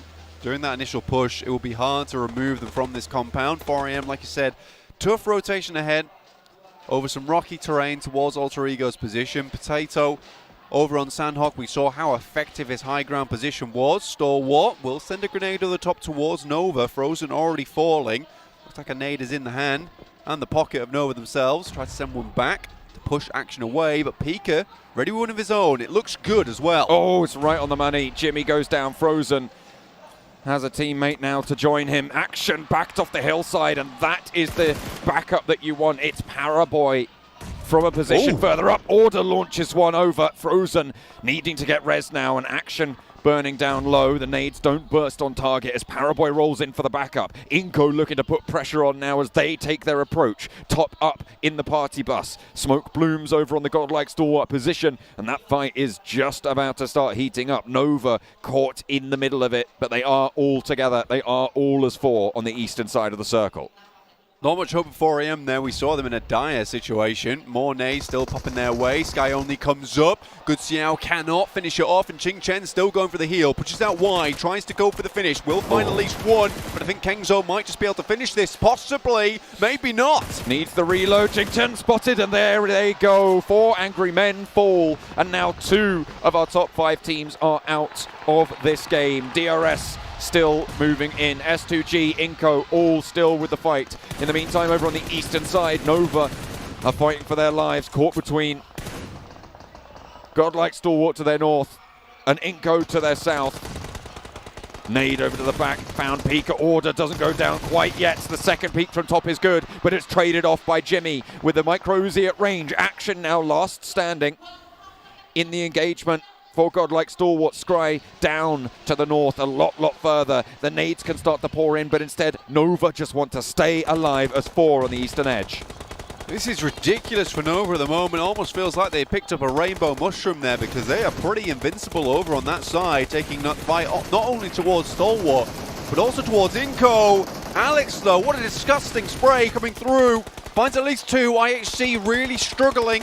But Ravenclaw, last alive for Vampire, tries to finish off the fight. 1v1 available. Ziol, last standing, a sliver of HP, first aid allowed, but the res coming through potentially from Ravenclaw. Fluke will be the target, and the res is coming through from both of these rosters. Nova, in the meantime, are still all alive. Looking to try and keep themselves going. Ravenclaw around the edge, has got a teammate back in, and Ziol falls. IHC eliminated, and Vampire stay alive. Jimmy, Order transferred on by top as we hop back on over to the eastern edge. Paraboy with the off angle, not quite able to slow down godlike Stalwart. Frozen, the only player holding now on the main position from Nova. They'll have to go a little bit further into the circle. A flush onto one for top, and Paraboy starts to light it up. No punishment found, no knock in response, but a lot of damage, and there's a beautiful knock coming through from Action over the top of the smoke. 2 players up top to deal with now. Order and Frozen both in action. Top not going to take the knock just yet. There's the first spray, and Action is good for more. He takes down Paraboy, he moves up, and he takes down the rest of Nova as well. The roughest of positions there. But the boys, the deadly duo, still go strong. They make it happen. Not even Nova can bring this duo down. But look at S2G. In a veritable fortress of their own inside this map. Still trucking. Inco in the game 2, down to 9 teams remaining, 26 players. A lot of teams, a few players still left alive. Fireflux with 4 though. Alter Ego still going strong, looking over towards DRS's position on the north. Alter Ego have Potato on the high ground. Inco swings wide and does what Nova could not. Becker has been put back just a little bit. Potential to get flushed here. Nenebete close by. Don't really want to step out that nade. Oh my goodness me. Catches the sliver and catches the sliver of HP on Becker for Nenebete. They want to stick this heal. They want to stick this res. Going down to 2 wouldn't be the greatest right now with a little bit more to go, but unfortunately they don't have a choice in the matter. Nenebete gets knocked. Action looks to steal. Oh dear. 4 eliminations now to 5. Great stuff. Now just squash remaining. Inco, 0 eliminations on this game. Going down in 8th. It's a few points, but it's not a lot. Alter Ego, they have been dominant on this northwestern side. DRS now losing another player down to 2 against the hold from Potato. Action falls and Godlike Stalwart with them. Inko also taking the knee. And no more will they fight on. DRS and S2G now are 2 remaining teams in the top 5. Fireflux, 9 eliminations. Really strong game from them. And again, not too far away from 6th place, well 7th place realistically, with 72 points and 9 eliminations on board. 6 teams remaining. I mean, sure, it might not be a top 3 moment, but Fireflux might just be able to reinstate their name as one of the top contenders through this single one. Have to make something big out of it. Alter Ego still in. You can hear the crowd behind us cheering them on. See how far they can go with this. They've already got 8 eliminations and 4 players alive, with Potato on such a massive, powerful high ground. DRS not taking it from them. The 8 elimination count will be crucial if they want to launch themselves from the bottom of the tables. But Calci from S2G, this is a team that has power on Miramar all their own. S2G, again, compound still in. This is why this compound's very strong, especially when you know circles ending around here. It's such a large compound that no matter where the circle shrinks to, a little bit should still just be about in that you can play from. Though leaving this area will be difficult for S2G, so I hope they brought vehicles with them. DRS playing around the shadow that Potatoes creates. Some good nades from S2G, honestly. Vampire finding it very difficult to find any kind of respite on that area, on that side. Reposition up to the top floor from Hamzy. Spots Lutz trying to flow down the hill and will be able to get the spray. Hamzy lighting one up, and Solus actually under pressure as well. Razy spots a player over towards Alter Ego, knocks Potato up the top of the hill, unfortunately. That would be a really, really valuable pick, but the blue zone will push them out nonetheless.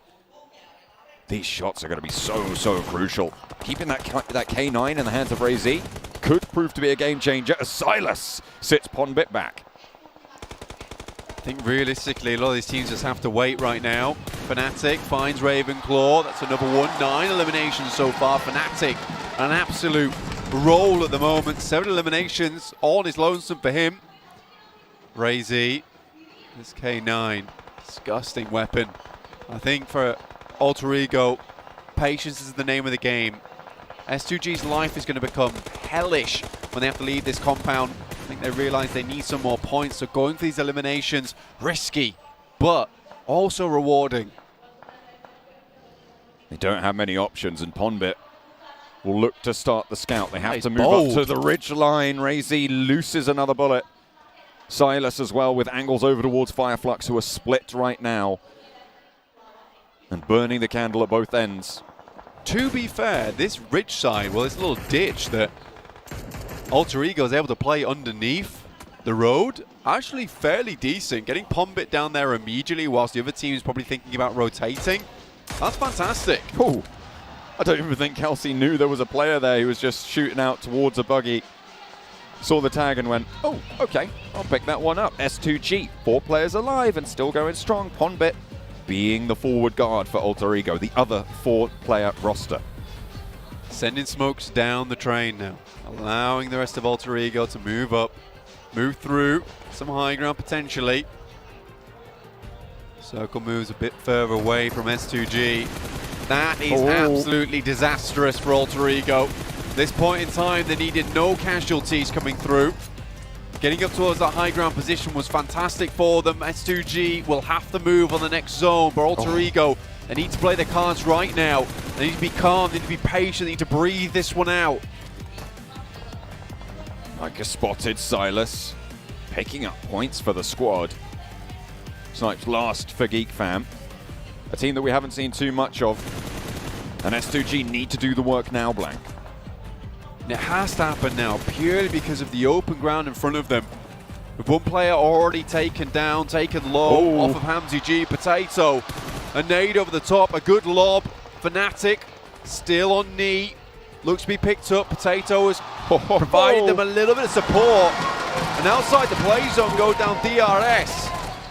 10 eliminations now on the board for Alter Ego in the final zone. Shots over towards the high ground there from Silas, but S2G are going to have to leave into the sightlines of everybody else looking their way. Fnatic gets knocked. There's a crossfire established, but out go the smokes and out go the vehicles. S2G with a fast crash across the road. Razy goes down, opened up on as well. The rest of Alter Ego looking to finish it here and now. Silas is cut out of the fray, and now the players at the back are all they have gave left. it all. S2G are gone. It's only Geek Fam. The reses are available, and 4 players from Alter Ego, a high ground position, and that's all they need. Alter Ego take it home. A massive, massive chicken dinner. Make that 2. What a way to finish that one out. 2 chicken dinners at the PMGC 2022. An unreal result. They are giving it out in droves for the crowds, this PMGC. Really taking it all the way. What a good crossfire they set up as well for that end game. They knew that S2G might have had their number if they were given a single place to look, so they do not do it. It requires gumption and determination and a little bit of ballsiness, to be quite honest with you, to make those plays, to make those movements.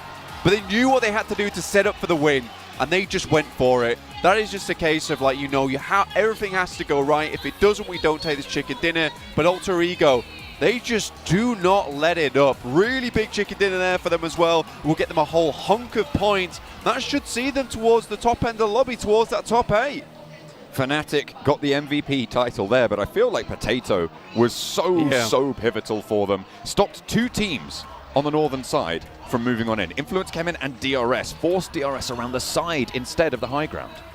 I mean, for Potato, we've seen it twice now. You give him high ground, he'll work with it. That is just the way it works. I think that he prefers to be up in the clouds. You know, that lack of oxygen gives him a sense of calm and concentration, which is great to see. I like to kind of watch that. I like Alter Ego when they have this particular play style they like to move from. But again, a very, very strong position. It's quite difficult to hold on to that position as well for a long time. They had several spots they were holding in the beginning as well, up towards that compound, up towards the field. They moved from there. They still decided where they wanted to go next. They knew they couldn't take those fights with S2G, so they just quietly tried to finish off, conclude some of these fights around the actual battlefield before waiting for S2G, knowing that at some point they would have to leave, and it's just bare ground for S2G. They knew they had to get as much done as possible, and I do think it's a slight mistake on S2G's part. They were far too focused over towards Vampire Esports, when realistically they should have 100% had angles over towards Alter Ego as soon as that Zone 8 came through, because they would have to move. They had to make a rotation.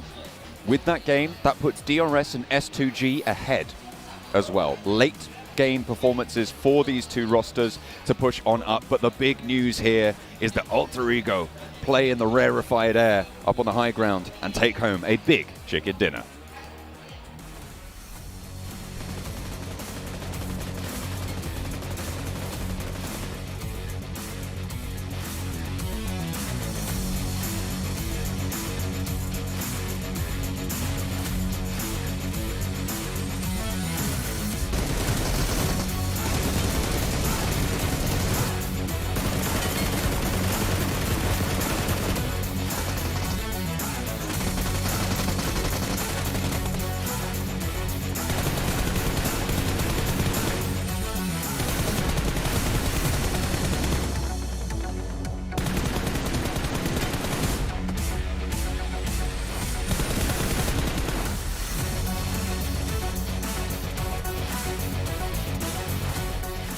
And welcome back. Let's take a look at the match rankings. Alter Ego Limex with 28 points. Oh my goodness, is that one hell of a performance?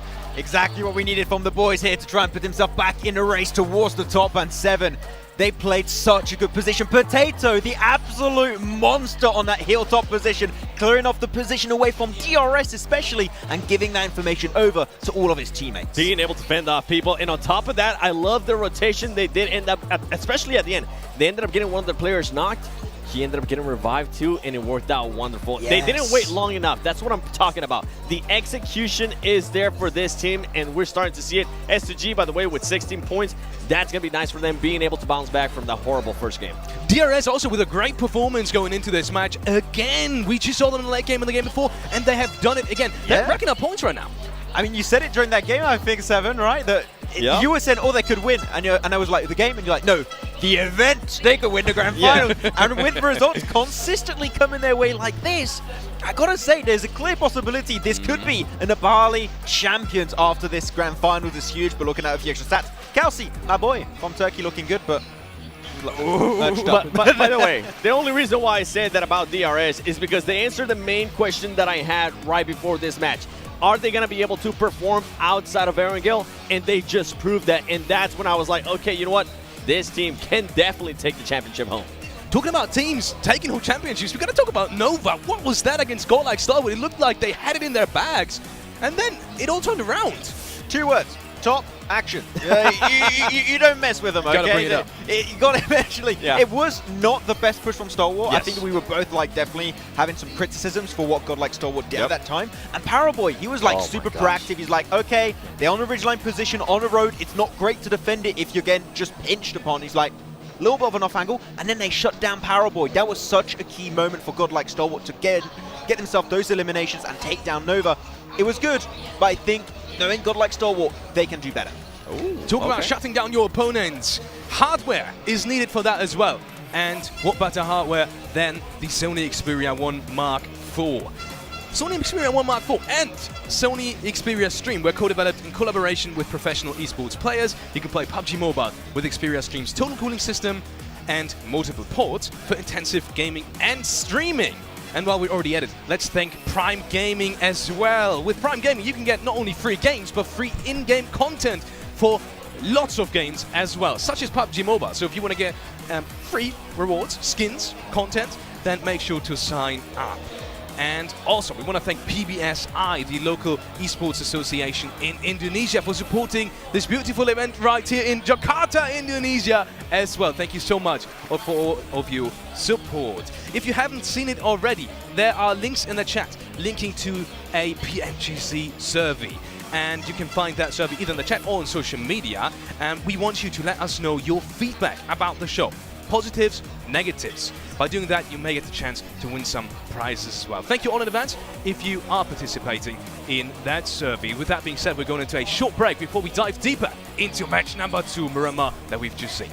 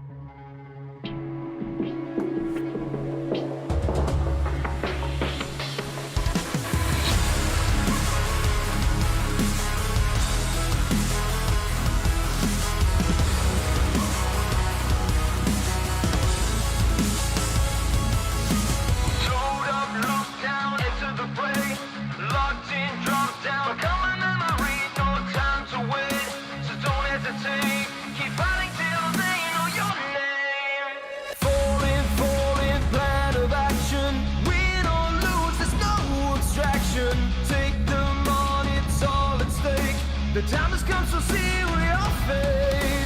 Painted scars of past mistakes. We see strong.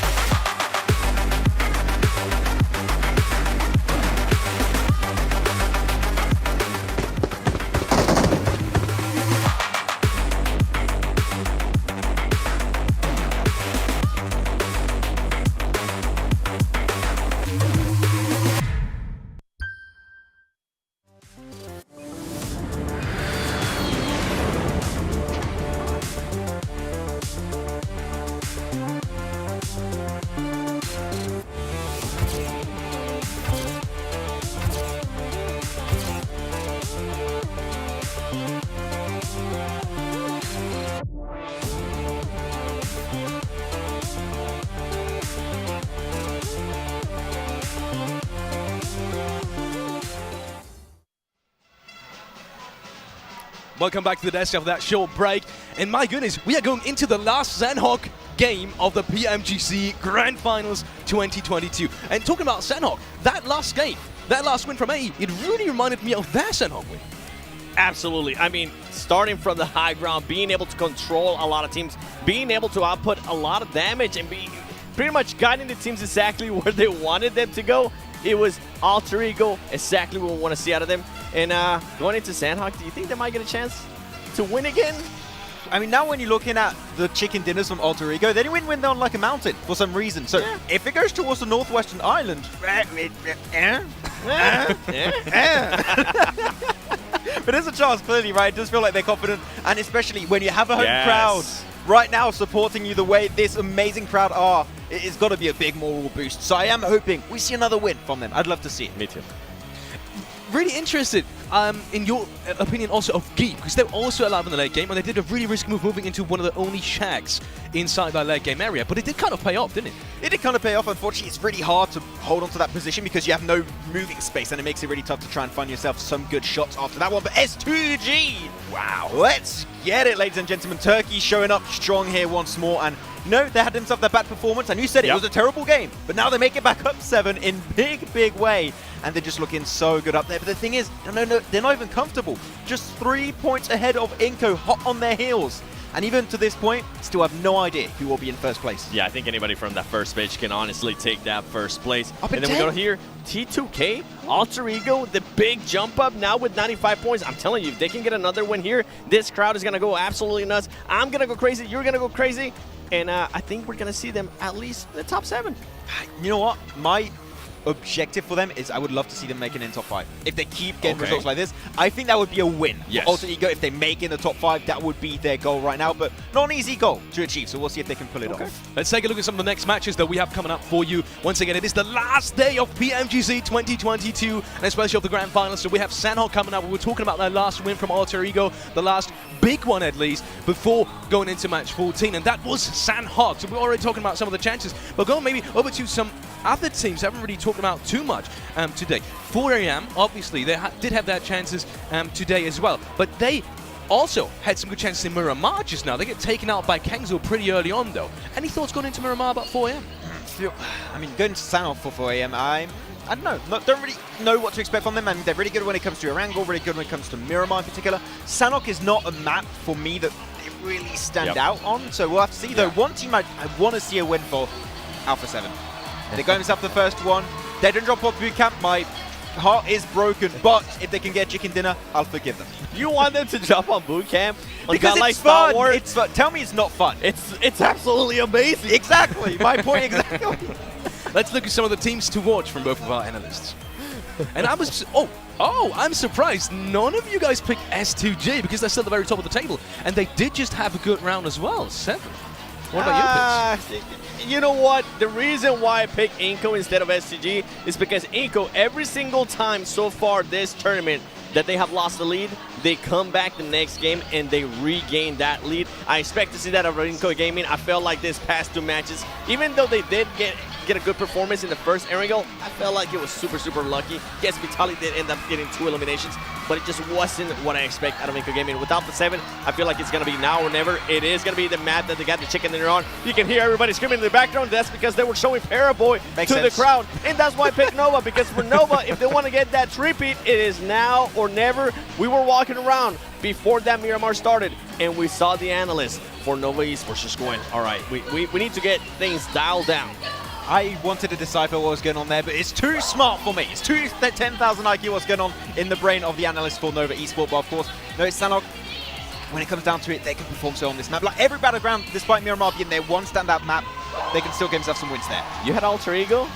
Yes. Okay. Yes. I mean, I got it. I said if I get at least another chicken dinner, I would love to see them get themselves in the top 5. That would be the win in my eyes for the home team. Also, going quickly over to one of the other teams you picked, DRS, I feel like they deserve it as well at this point. They have such a good showing, not only today, but throughout this whole tournament. They've been so consistent. Yeah, exactly. For DRS, they play this edge position just so damn well every single time. And we said it, they could be the silent winners here of this Grand Finals. It could be happening. If they get themselves another result here, it will be down to the last 3 matches. Let's see whether or not DRS is going to give themselves a chicken dinner as well. We are heading over to the commentary desk with John Annan and Black. Plenty of support for plenty of the players here. Zuxy's not even playing, but he's getting signs. I mean, fair enough to him. He's a cool guy. You gotta get some support from the fans. Fans are here for PUBG Mobile as a whole, not just PMGC 2022 is what we're here for right now. The last Sandhawk of 2022. Technically, I know we're in 2023, but we're closing the book on 2022 first. Make sure you're reading everything before we head towards that sequel, which is going to be very good. Also, I hear right now, this is the exact kind of ending that we wanted. Very competitive.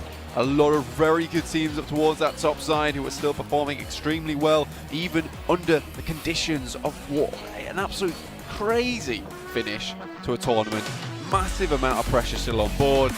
Playing path on our screens though as we head into Sandhawk very shortly. In fact, right now, heading down from Cow to Docks. See where this one heads. We did see it go all the way towards that northwest side where Alter Ego were able to pick up their first chicken dinner of the tournament. They just grabbed another over on Miramar. Towards the top, especially after this game, Blank, I imagine that we're going to start to see teams dropping out of the race for that top spot for the champion title to lift the trophy at the end of the day. Match 15, it is so close to the end of what these teams have worked all year for. What a way to cap it off it would be, well, for anyone really, to lift that trophy. Phenomenal news. Nova, if they want to defend their title, they have to stand up now. Seven put it best. Honestly, this has to be the time for it, right? Because 3 more matches, they have to be absolutely blinders. You have to hit it outside of the park every single time. You want to be that guy that has to make that poor dude run all the way into the car park to pick the ball back up again just so that you can hit it for 6 once more. And if Nova's going to do that, it has to be some extremely potent games coming forwards. Already Circle heads up in their direction down towards Painan. Maybe a chance for it. I think the scariest thing for Nova is they'd left it so late at this point in time that you're doing it on Sandhawk, a pretty unreliable map. When it comes to hitting those points, is a map where you just want to be consistent. 10 points average is absolutely fine. But for Nova, 10 points is not enough. They're going to have to go for the chicken dinner. Second place with a lot of eliminations. First place with a lot of eliminations. Third place might just cut it. But again, you don't want to have to go into Erangel and Miramar and have to continue to pump up those points. For Nova right now, this is certainly a chance to pick up a huge amount of eliminations from Painan, which does fall in the path of a lot of rotations of these teams coming down towards the southwest side of the map. Nova might be able to pick up a whole host of points for themselves if they play their cards right here. Controlling their crossing could be crucial for their chance at the title. But for Angry Men, a little bit closer to that title right now, sat on 126, 14 points behind S2G and the top spot. And they'll be looking to try and close that gap here. Unfortunately going down in a not great performance over on Miramar for 4 Angry Men. And S2G obviously doing as well as they did. It is going to be difficult. Yeah, 140 points. I think a lot of the attention was on that Alter Ego win. Now it sits them in 10th. With a very good capability to get in towards top 6 if they really push it to the limit now. But for S2G, can't take from the fact that they were able to get that second place, right? Well, third place over on Miramar from a very nice compound. Good amount of eliminations as well, which sits them now at 140. Inco behind at 137. 4 AM really did not get a lot of points on that last match, getting crunched away on that western edge. Godlike Stalwart playing in boot camp, Central, yet to make their full decision on rotation to move down to that southwestern island potentially. Most likely we will be finishing over there, so at least getting to the compounds to their southwest on the confluence of the rivers, on that trifecta compound blank, could be a good decision for Godlike Stalwart. Because remember, they're on 110. They're an outside shot, but they are still very much a horse in the race. Yeah, I think that is something that we need to consider. They do keep having these pretty good performances throughout our matches today and yesterday, in fact. With Top at the start of the day being the highest damage dealer by quite a fair bit as well. He has really been putting in the work for the team. Inko versus DRS. Scary engagement for the Inko here. I do think that DRS brings a lot more firepower to punch here. Inko with the compound does provide them with a little bit of safety though going forward. DRS still looking to push in on this one though. I feel like disgusting shots though. on the defense, nice. Inko have had lots of practice. So if they are given a compound like this to hold, this is them at their best. And DRS, again, same as what you said, on their best performance. Exactly. This is their kind of best scenario. It's a very, very good point, John, in the sense that Inko is playing their best sort of gameplay, and DRS is the one who is very good with the battering ram, pushing in from the edge side. Nades come through. DRS is playing this marvelously, backing off. Texas two-step here, not allowing Inko to get anything done, and Nenebete falls from Delta. That was the position on the outside as well for Inko. An off angle from Nenebete is dealt with, handled, and two players from DRS are going to start to move on this hillside. Look at how far away Giante and Delta are, but they do not lack the confidence here. DRS are going to play off against one another, sees Nenebete get behind the rock. And the information should be gathered on over. No nades for Rules to be able to lob that behind. No Molotovs either. And teammate just suppressing those angles. Vitali in the compound for Inko. And actually, Nenebete has been res now. The QBU, an ankle spotted for Rules. Does get a little tickle of damage. And up in the hunting tower, Killer doesn't quite find a knock either. These small amounts of healing could start to come through. Vitali wants to leverage position. This is a crucial fight, and with Inko on 3 players already, they might be letting this second place on the table slip just a little bit. Delta with a nade. Could go straight through that window there. Lobs it in. Vitali's fine. Good sprays though. Vitali takes a lot of damage. We'll go for the pre-spray on the window. Delta runs back. That could be bad news. Vitali does not peek out quick enough, and Delta finds himself in a very strong spot. In the meantime, Squash goes very low, goes down now. Vitali, last member remaining. Inko, 137 in second place, crumbling at this point in time. This is massive for DRS. A nade out through the window, and Vitali now last standing. A massive powerhouse for Inko during the games we've seen so far, the first 14 matches, but in match number 15, he has to go 1 versus 4 against DRS, who started the game 4 points behind them. With this final point, they will find the equalizer. They are neck and neck now, second place for both teams. DRS must be extremely happy with that one. Both in the same type of position too. And for Inko, this is a similar rotation, so you wonder if DRS have targeted this. Taking them down here and early does not allow them to go for their classic approach in towards the circle. Alpha 7 though versus S2G, currently low on members. Alpha 7 getting pushed down the pecking order somewhat in that last game. Looking to try and slow the lead over on S2G side. Nades are really putting some punishment heavily in the way for S2G. Ray Z with the DBS around the rock. Silas and Hamzy G both going low, and a lovely little opening found. No peaks being made by Alpha 7. We've talked about how they're streaky, how they're hot, how they have some power, but here they play it calm and reserved against S2G. One player remains, it's Kelsey. Kelsey does a send out a dodge. 7 was saying he'd love to see Alpha 7 come out on top here on Sandhawk. They're certainly an aggressive team. They work well on Sandhawk as a whole. Those nades were perfectly placed. In the meantime, though, we do have a botation coming through. One of the first of PMGC 2022. It's 4 AM. Coming all the way from docks.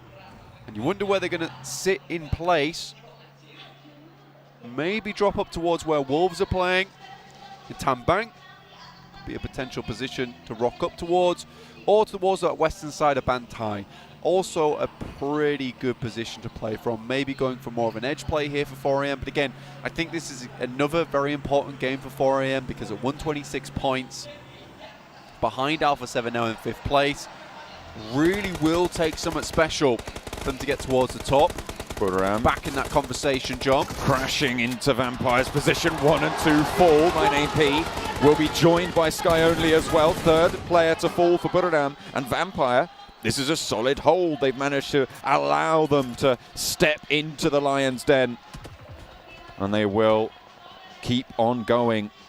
Bottom of the tables for Vampire, but even they have so much power to play with, Blank. It is so difficult to make headway in this lobby. And finally, they're able to pick up the points against Budoram. 4 eliminations. They crossed that 60-point threshold. Finally. It's taken a while.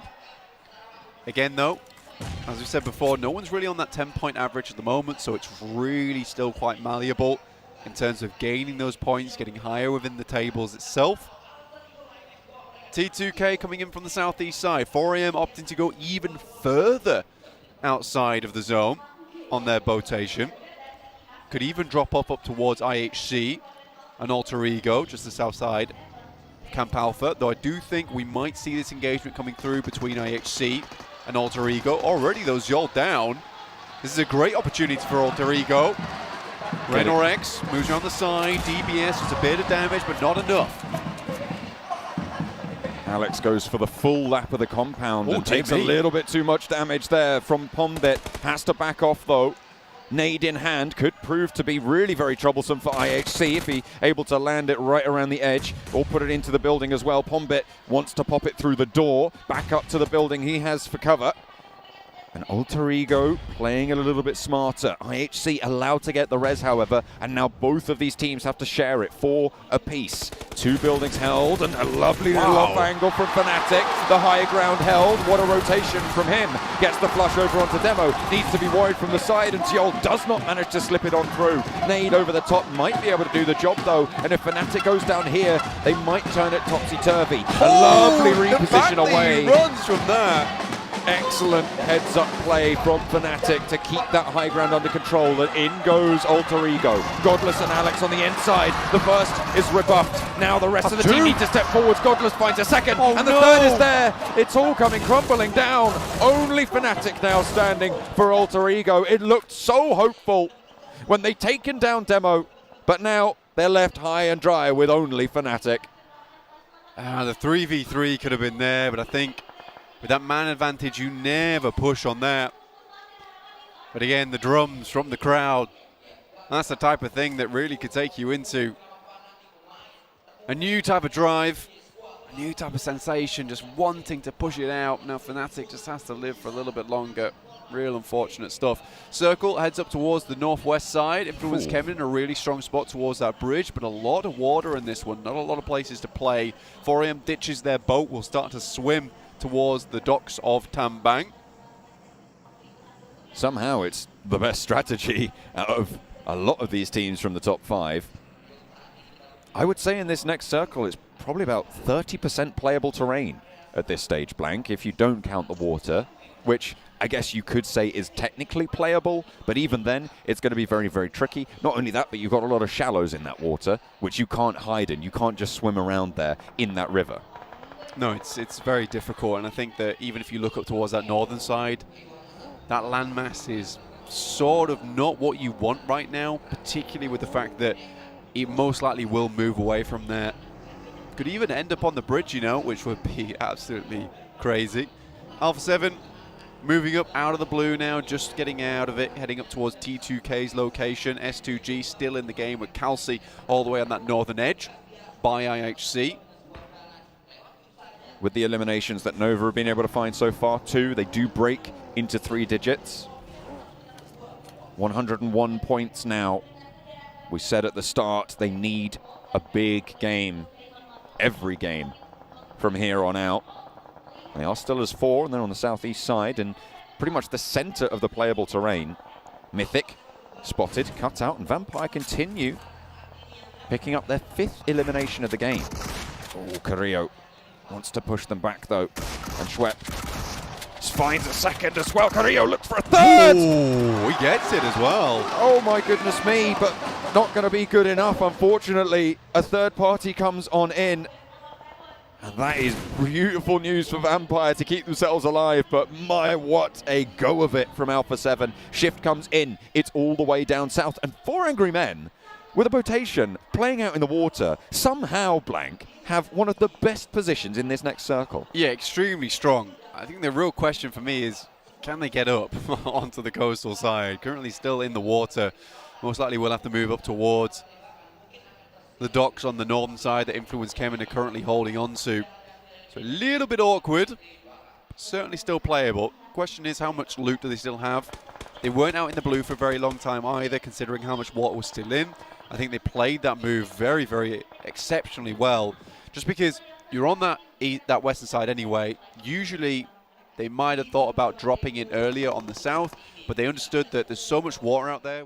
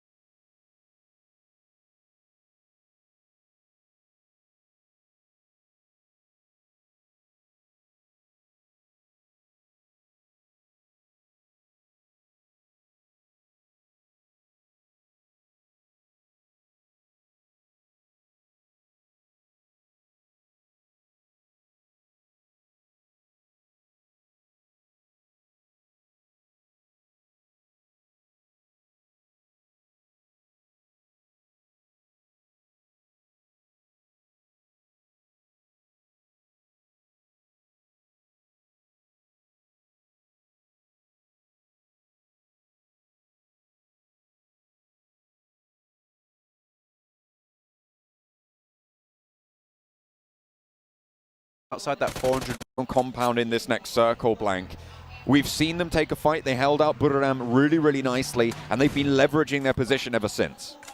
Absolutely. It's going to be difficult to remove Vampire from this spot. They knew they needed the big game. Scry tries to run across, but it's over open ground. It was only a matter of time before some of those shots hit, and this is the PMGC. This is where the players don't miss. This is where you give them an easy shot and you go to your knees.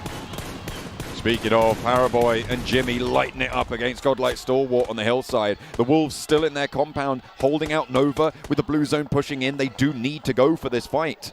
It was slowed down earlier and taken out of the mix. And teams are really not willing to give any ground. 4 angry men want to go on the chase. They had 14 points to make up, but Svan goes down to top. 2 players active for Godlike Stalwart. Fnatic still in the water underneath, but Zeol's close by. Looking to roll that one up. Paraboy knocks Nova, find the last as well, and Wolves alive with 3. 7th place, 6 eliminations. It's not terrible, but blank, they needed more than that. They did need more than that. 4 AM as well. I thought that push from Spam was a bit weird. Massive grenade there. The only saving grace is a nade takes down top. WWX has to hit this first aid kit soon, but he's out into the open now. I think 4AM's going to struggle. Already down to just 1 player in WWX, and he has to hit one of these shots. 5th place for Alter Ego. Ravenclaw nearly gets away with it, but WWX Meerkat's back underneath, peeks down. Wolves are now looking to roll on in and play from the bottom of the hill that everybody else has struggled with so much, but underneath them, it's action and maybe a little bit of an unknown X factor here. I don't think they know. They're certainly not aware. Steps up, pick feet. Oh, he's whiffed the spray completely. Action now. 3 players bearing down right upon him. He's somehow away. gets to some sort of semblance of safety, but he's finally sought out and sanctioned for his trouble. Wolves versus Vampire, and Vampire up on high. But it's a 4v4, an unlikely setting here on Sandhawk that we see this type of engagement. Both sides own some cover. There's a row between both of them. But Vampire want to end up in the top 8 today. Like Sir Tani was saying earlier, the coach from the team, this will have to be the clean 1v4. 4v4. They started the game on none 157. That is true. So they are going to need to... Most teams are on the hundreds and somethings. Exactly. So hopefully with this game, 14 eliminations, they're looking to put more up as well. They might even challenge the 18 elimination game we've seen already today, Blank. Coming on through, but Pick Feet has other ideas. Memory has fallen in the meantime, so 2 players active for the Wolves. 15 eliminations on the card for Vampire with 3 more left to gain. 1 more now stands between them and the chicken dinner. It is Vampire from the bottom of the tables. The looks of relief on their faces as they pick up an 18 elimination chicken dinner. 33 points on the game. That'll see them up to 90 points now, Blank. One of the most inconsistent teams I've seen in a long time, and one of the most interesting teams in their inconsistency, because they can either be very low on that streak or be up towards the 20 points a game mark. You don't see that very often in a team who fluctuates in performance like this so often.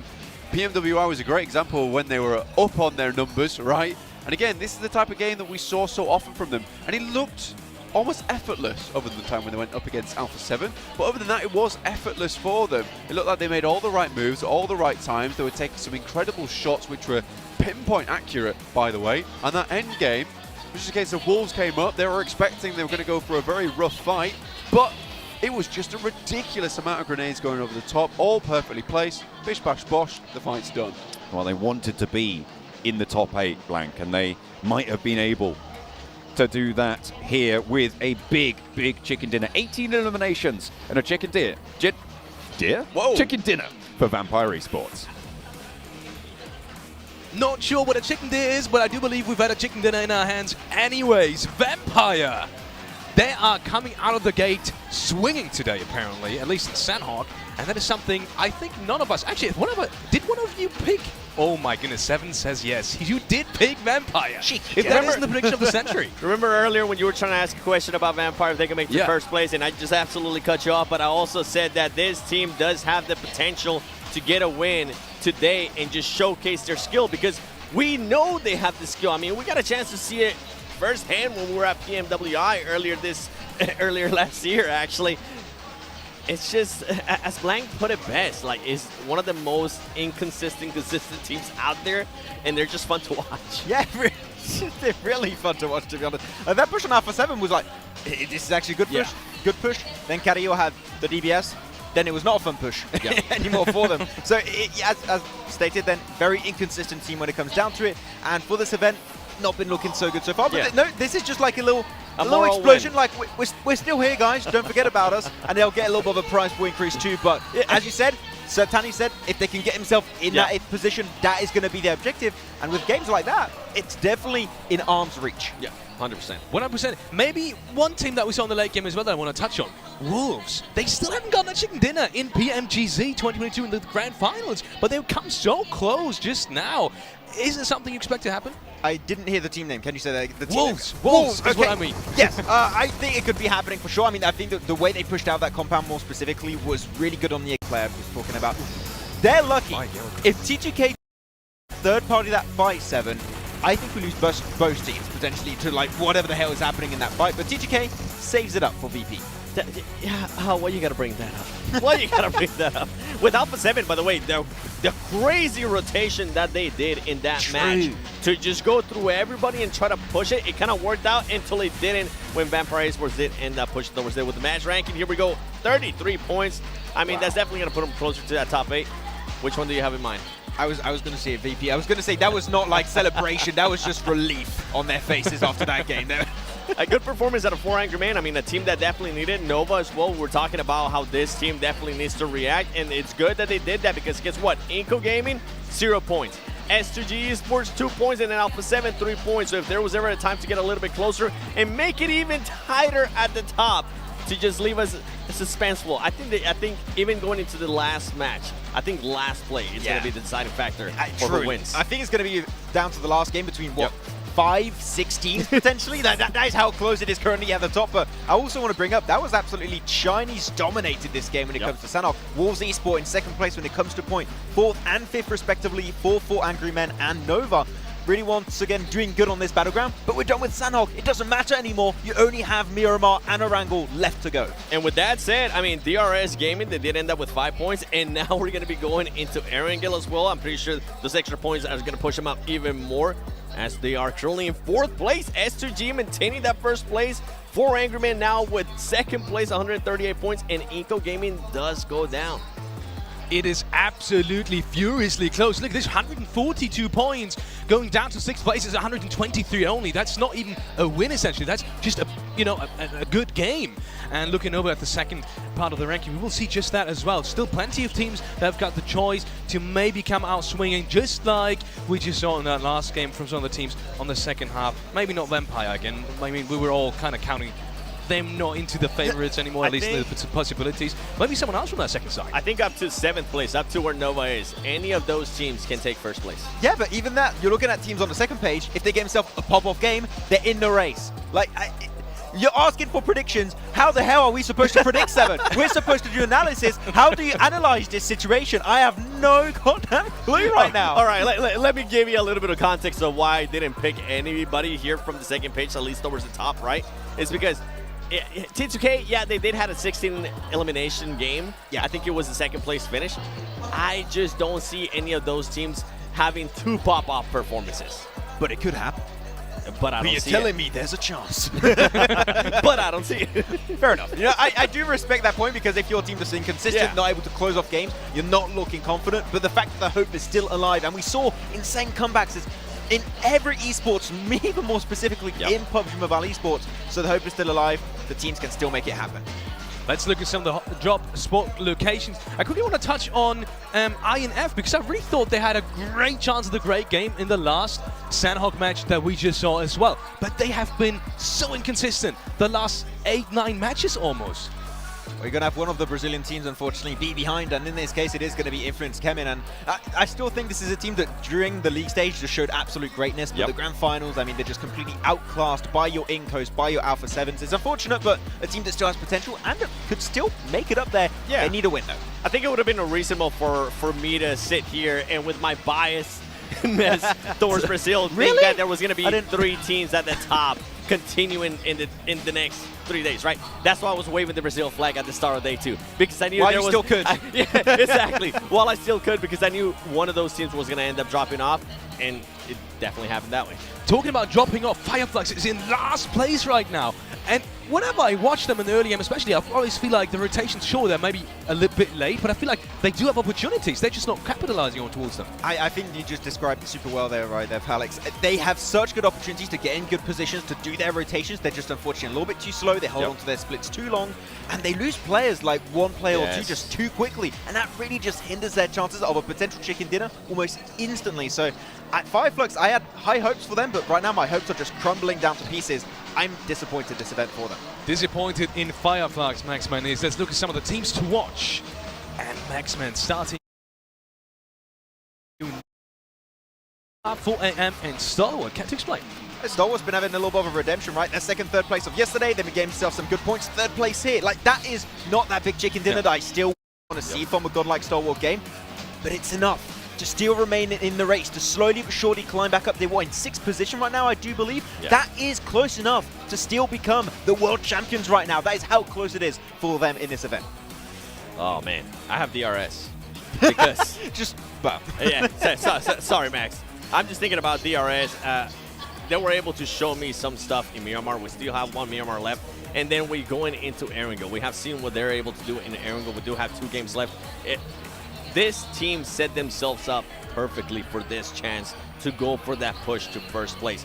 We've seen S2G have some great performances, but they are just not able to be consistent, right? They're not able to be consistent to the likes that DRS has been able to be consistent and maintain themselves there towards the top. God, like Star Wars, I 100% agree with what you were saying there. And I mean, with Nova, I was saying it earlier, if there was ever a chance for them to try to go back for that three-peat, it's going to be now. We did see some flashes here and there. We saw what Paraboy was able to do. And we saw Order wake up a little bit. He has had not the best tournament. We saw him get at least 3 eliminations in the last match at Sandhog. This could be a chance. I think it's fair to say if we see Order wake up and play at the level at which Paraboy's been playing, especially Frozen, like a big surprise. Didn't really know what to expect from Frozen. He's really stepped up in these past 2 days. If we see Order on the level we saw him last year, where he took the MVP award for that season, I'm telling you, they're going to be unstoppable. But we need to see Order up there for these 3 matches. Yeah.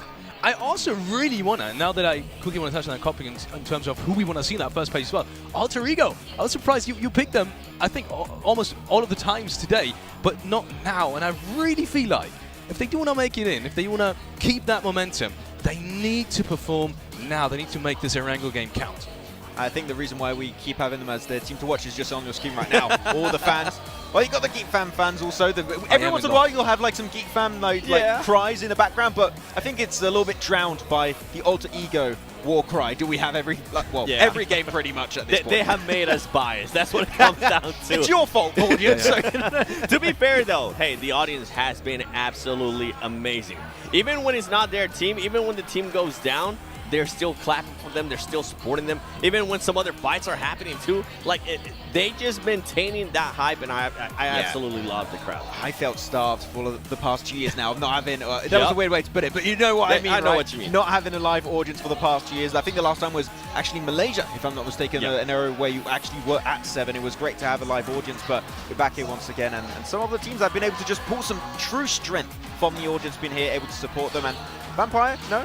Seems some smiles on their faces. I was going to say, if this audience is like this, I can't wait to see what Turkey is going to be like in December. Okay? That's going to be absolute madness as well. Yeah, I really hope we're going to see just as strong of a performance in terms of Turkish teams as we're seeing now in terms of STG. I quickly want to touch on them because they're still very much in the race. And they've just had maybe in terms of rough game. Yeah, rough game. Let's just say they've just had a rough game. But going to the next ones, I mean, Sandhog was always a little bit unpredictable. What are your hopes for them? It's weird because we talk about S2G as being like this consistent team, right? Especially in day 2. Day 1, it was a little bit rough, topsy-turvy. But now they're back to that topsy-turvy situation where they had themselves that good Miramar match. Sure, we're not able to actually convert it in a win. But it was like, so far it's down, up, down once again. So I want to see just some more consistent point coming in for them. I don't think, I watched the VOD yesterday. I don't think you guys can actually hear the audience because our headphones are so good. Yes. The noise cancellation is top tier. But I can tell you, we can hear it through the headphones. And it's a true ambience. We feel the floor vibrate.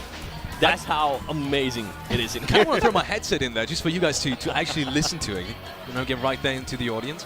But talking about SoG, yes, I mean, it's so weird to see, SoG performing that well with Fireflux being at the very bottom, because I wouldn't have expected that going into the grand finals. The skill discrepancy and also the experience isn't that much. There isn't that much difference between these two teams. Yeah, I mean, there's some disappointments for some of the team, right? But that's unfortunately how it goes when you have the top best teams in the world participating in one single event like this. I mean, you're going to have some teams at the bottom. It's the nature of esports. It's how things are going to be going down for some of these teams. And no, unfortunately, for the side of Fireflux, that's how things are going right now. Meta late game. I mean, that's it. Hashtag Nova Meta late game. Day 3 is the late game, technically. So Wait, if we're going to be talking about Fireflux, I mean, something that we got to keep in mind, and we just saw it perfectly, especially out of Vampire Esports, is those teams at the bottom that are going to be playing that spoiler role, right, for the teams at the top. For the teams that are going to be working to try to get those points, that man's just taking a nap. He's waiting. He's waiting patiently. And he's also thinking about, okay, which team from the bottom, Vampire Esports, Fireflux, maybe influence Kamen, they're going to decide to wake up at least one game, take some points that are much needed from the teams at the top, and it's going to make it even tighter. I feel bad. We have these our teams to watch every single time. We need like 15 teams to watch. we need more slots to be able to show the teams you want to see perform. It's literally every single team. Exactly. It almost is. Talking about teams and U7, A7 has been really, really good, and I'm especially excited going into the next game because, well, they are very close to making to the very top as well. Just 15 points difference between champ and the first place. Let's head over to the casters because we are going into the next match of the PMGC Grand Finals. One of the very last ones, unfortunately. John Allen and Black. Another match, another Erangel on the cards. Blank, correct. Can't believe his eyes. I can't believe it. No, it feels weird. This is our second to last Erangel coming through. After this, we will have a Minimar, and then finishing off with Erangel. Sadly, honestly, I'm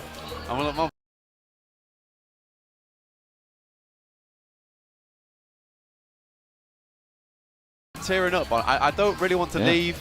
He has been so fantastic here. Luckily, I don't have to leave. Happy days, happy days. But yeah, we will be finishing PMGC 2022 very soon. First, we will have to crown a victor. That game was extremely important for a couple of teams, particularly DRS, able to get a little bit far into that one. But at least they did get some elimination points, especially versus Inco. But for 4AM, very important how far they got. I mean, with a very odd rotation, they were right on the eastern side of the map, went to docks, rotated round through the water. It worked out quite well for them. I think it was a 4th place in the end that they were able to achieve, they were able to pick up, which is very good stuff. But that means that they are still in the running now. S2G have performed their little hearts out. I'll give them that. I think they've done really well at this event. I think that they've played a very dominant game. It feels like they're in some very good priority positions. They fight for these priority positions, they take them comfortably, and I think that S2G can definitely take it all the way at this rate. And for Turkey, this would be a monumental achievement for them should they pick up the grand title of PMGC 2022 champions. However, all that remains to be seen as we head into match 4 of Erangel. Plane path. Very heavy south lean here from Novo to the middle of the west coast, just a little bit north of Quarry. So a deep cut there, difficult to get to. Places like Severny is going to be very, very inaccessible. So T2K might go for a backup drop. Last time we saw a plane path, actually fairly similar to this. We had a northern circle on the back of it, and nobody went to C block. So I'm going to be interested to see if a team adapts to that information, or if more than one team adapts to that information. Again, I don't think you'll see anyone going to C block on Sodnovka. I genuinely don't see it happening. I think most teams are prioritizing getting these central spots on the circle, and that means being up towards that northern side. There you go. I think a change like that would mean that you are in contention with Stalwart crossing these bridges. Those kind of late challenges a bit more difficult. I think everyone just realizes, look, we're just going to allow Stalwart to have it. There's no point us clashing with Stalwart at this point in the game. It's not really a chance we want to take, especially with Stalwart playing much better today as well. That's one of the things that you have to watch out for, is which team's on top, which team's looking a little hot today, and I think Stalwart's certainly one of them. In terms of a team of team fighting prowess, we're different at the top out there, that is for sure. Looking at a lot of the other teams dropping out, Vampire coming off the back of a big win there over on Sandhawk. I think that is our elimination lead for the entirety of PMGC 2022 with 18 eliminations total. Primos drop for them. 4am able to get out towards North George, especially with this little bump up at the end of the plane path up towards the western coast. This does give time for 4am to head up there. Influence came in close to Kengzo with Koyoski. Federer's there as well, but he's too slick with it. Might be able to get in the vehicle. It's just wasting time until there can be some backup from the rest of the squad. You can see there is a micro Uzi on a bike. Wow, Koyoski actually in a little bit of danger. Might be going the wrong way if he heads towards Sky Only. There's more bullets to worry about, I'm sure. Keeping them separated and actually regrouped up, so does not get pushed into danger, into the line of fire, unlike Vitali. And Inco lose a player early. Really, really good news for all those teams around. They might lose a second as well, as Nene Bete jumps into the vehicle and hightails it out of there. Once again, this issue is coming through for Inco without... They're still in the air. We're still in the air as well. Without a set and fair playing path, Inco really struggles right off the bat. Because they don't have that set drop spot, like I was saying before, when everyone has a fair place to land, you aren't seeing people dropping in random locations. But when this happens, Inco doesn't have those little areas that are free that they can start to trash loot in, then move to the center quite quickly. They have to drop in areas where other teams are. I don't think they are the best at early game team fights whatsoever. So for Inco, this is really bad news, having these two Southern Playing Paths matches in a row. Right now 137 points in third place, tied up with DRS. In fact, after losing one player, it might even be Inco slipping even further down the leaderboard at the moment. You cannot let these opportunities pass. But Inco's record is undeniable here. Over an 80% top 5 rating. I mean, 400 men over 70 is incredible. But to be that consistent from Inco is something else indeed. IHC, though, clashing with T2K. Shotguns and pistols at dawn of the game leave both teams a little bit hampered and harried. IHC, though, managed to keep everybody alive, and that is a big bonus against Rig and Jane, who did go down for T2K. 4am also close by in this area, John. They do have weapons. They do have things to play around with. A UMP, a micro Uzi too. Demo down the way, and it looks like 4am is just going to pick up the vehicles and head back out. Try and meet back up again with Svan over towards North George, waiting for this engagement to conclude. Now IHC moves further down towards South George. The rotate 4am becomes a little bit more easy. Central position, central spot. Central spot is great. Alter Ego also towards the center of the map too, so Rozok is looking good for them. Inco, on the other hand, have had to move up towards Yaz at the moment, which is a little bit more awkward, John. Going a little bit further north on the 3-player rotation. DRS on the southeast side, just leaving Milton now. DRS tied right now with Inco, 137 apiece. Alpha 7, 128. Godlike Stalwart, 123. It's a top 6 race at this stage for me. Blank, we have 2 matches remaining. There is always the outside possibility of a Nova standout performance, and Wolves, who have put themselves in the conversation, and we have to mention Alter Ego, of course, just a little bit behind them, but that possibility is shrinking fast. You need to start to rack up eliminations now if you want those things to come through. Exactly. Alter Ego on 1, none, 10 and 2. Very good scoring for them so far. And I mean, look, up towards 7th place, they're only 5 points behind. It really is 6 to first place at the moment, which is a bit more difficult to get into. I think top 8 is a really good result, whatever team you are. Top 8 in PMGC means you're in the top 10 of the world. You're not 10th place in the world, which is kind of not what you want to say, but you're in that top 10 of the world. So getting into top 8 is a really good goal for a lot of these teams. Vampire, unfortunately, after that last game, even though they want to be in that top 8, that huge chicken dinner has only dragged them out of 16th place by 3 points.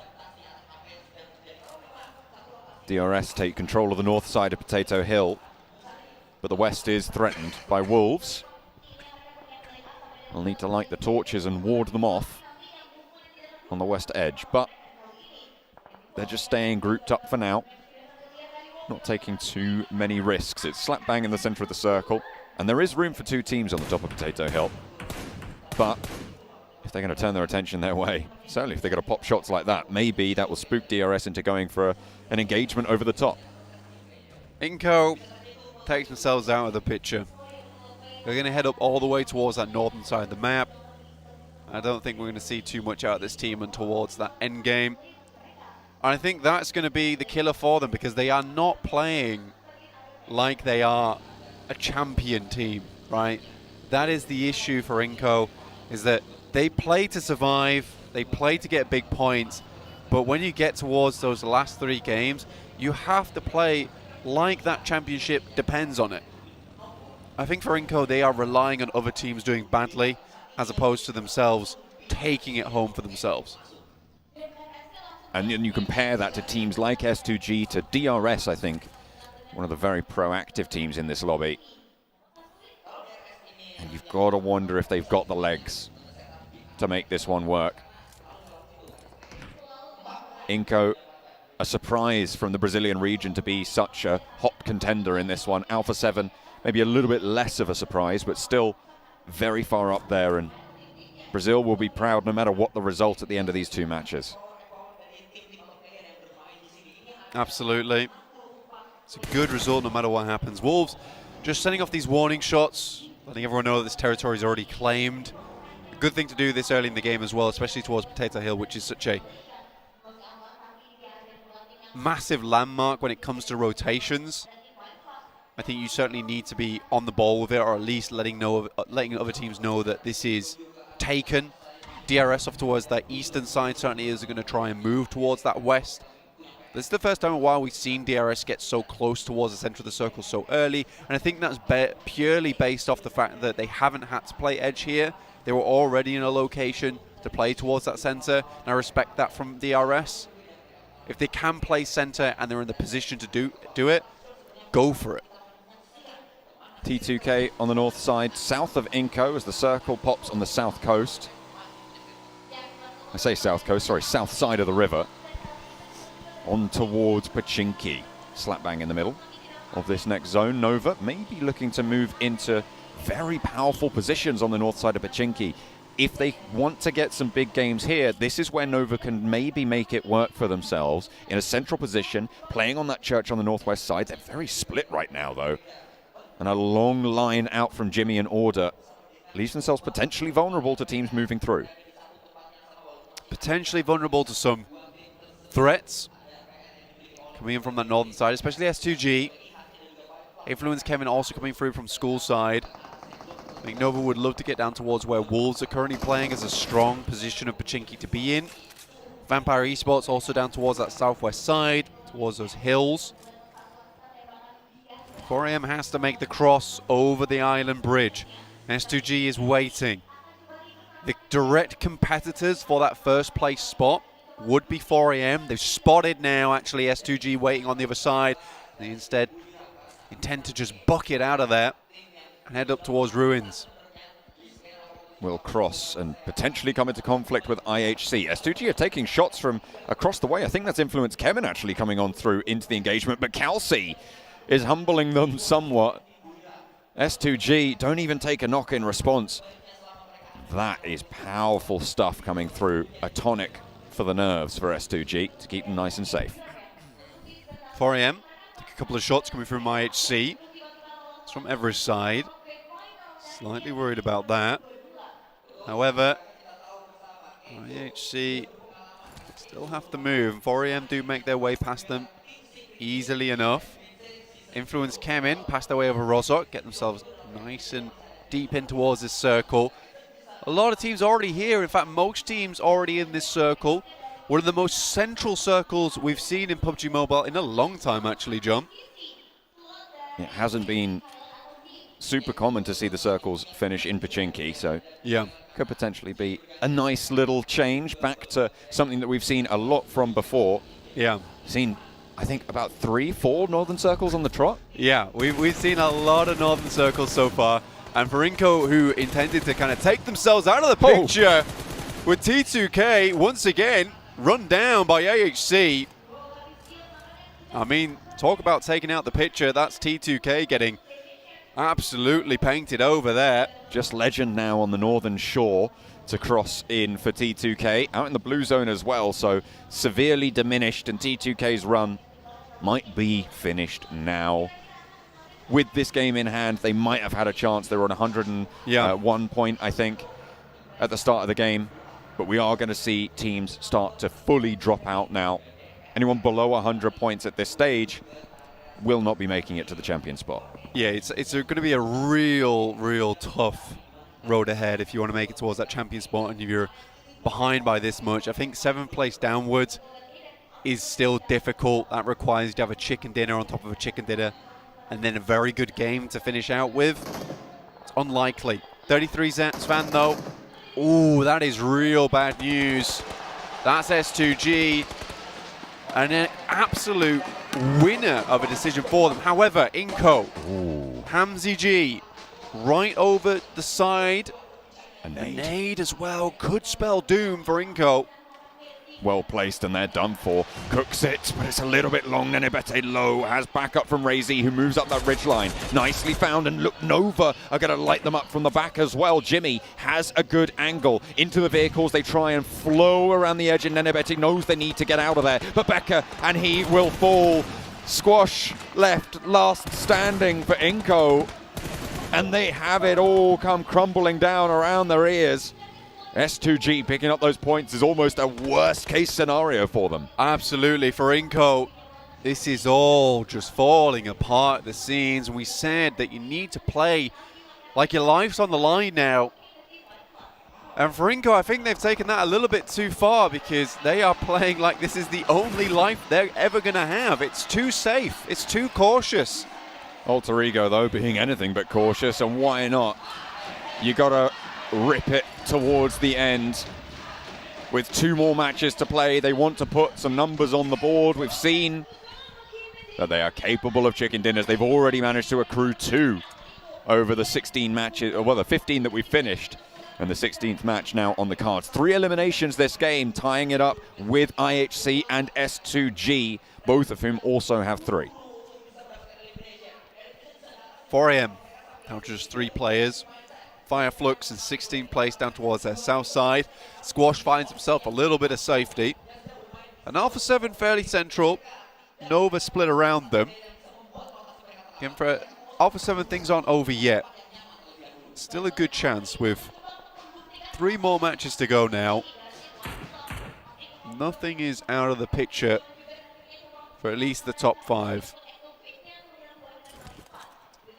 The headshot hills on the northern side making up a massive swathe of the circle, and S2G control it. Going to be very difficult for anyone to move into it as well. With 4 AM on that west side, you can't really swing through without taking a fight.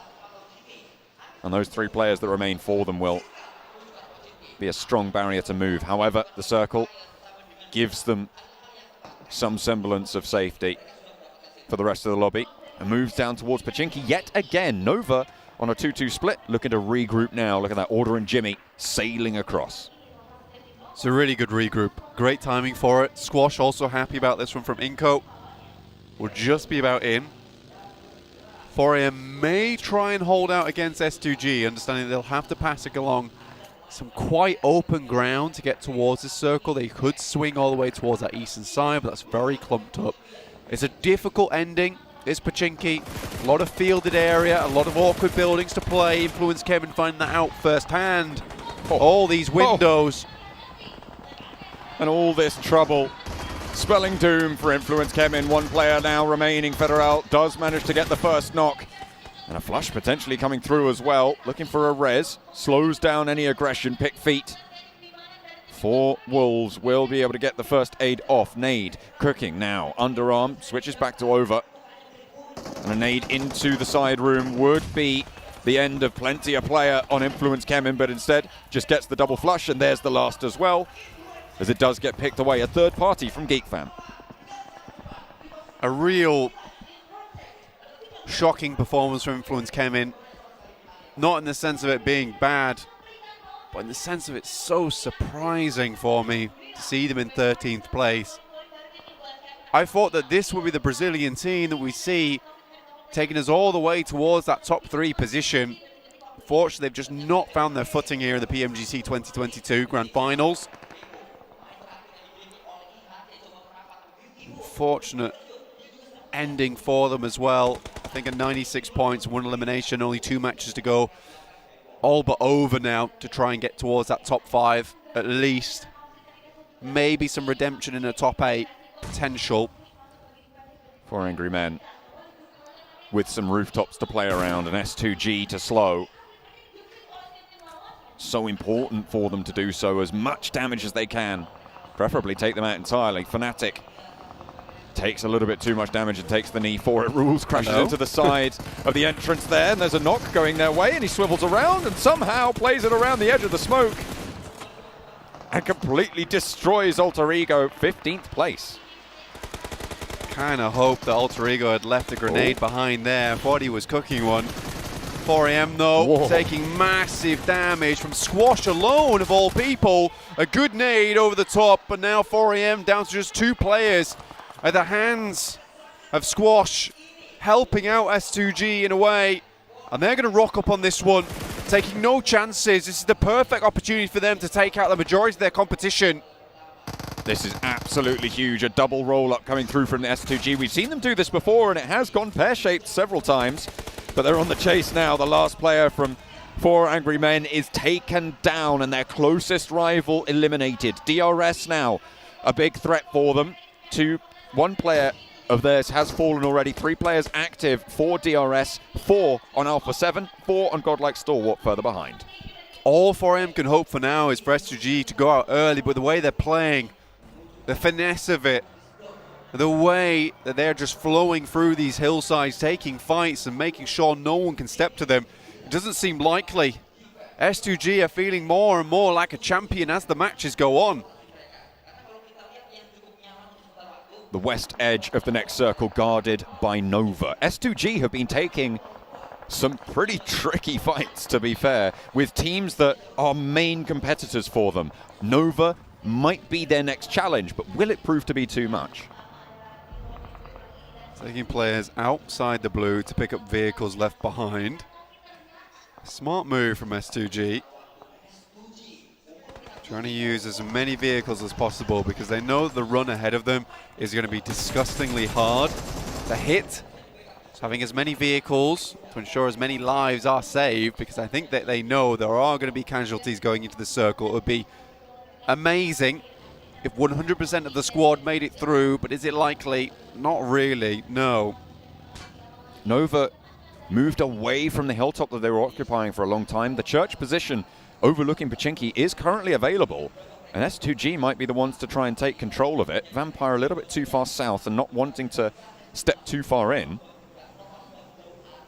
S2G are worried there's a team in there already, and why wouldn't you be? It's a seemingly valuable position that should have an occupant. Yeah, Nova playing for late game there, and because they were playing a split and they are so strong at holding onto positions, they've essentially held on to 2 spots that 2 teams realistically should have had. So you're right, for S2G, this is almost certainly position that has been taken up in church. So they all just lie down underneath it, expecting to be shot at any second. Fireflux, send in. Vampire trying to slow them down from the south side, and Buriram will be the doorstop for them. That's low, but back to the building. Solus has his teammate swept away from him. Ketch falls as well to shots across the way. Vampire are still chiming into it. Only 1 player now standing. Solus on the ground floor. They think he might be upstairs, but he's a little bit lower than that. They'll hear the footsteps now, though, and they'll know he's still in here. Kengzo watching the outside, and Solus holding the door frame, waiting for someone to make a mistake here on Buriram. We'll hold on.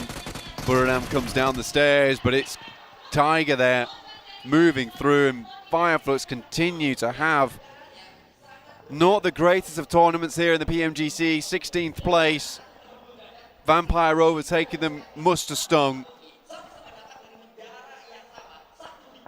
But again, just looking at this leaderboard, 87 points to 8th place.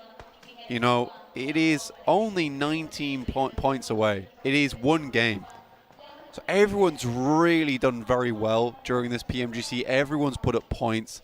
There's not a single team that I think has been dead in the water over here in the PMGC. S2G found out that the church was free and will be the ones taking it, but you're right, the points totals are so tight. Overall, we are far below a 10-point average at this stage on these games. At the top of the tables, which you would expect 2, if not 3 or 4 teams to be able to achieve over the course of a tournament. And we are over a 5-point average at the bottom, which is really quite remarkable, which is something you don't see all too often. Nade from Rules out to maybe slow down Alpha 7's approach. DRS, remember, the main threat right now for S2G on the top. DRS looking for something more. Again, like you said, main competitor.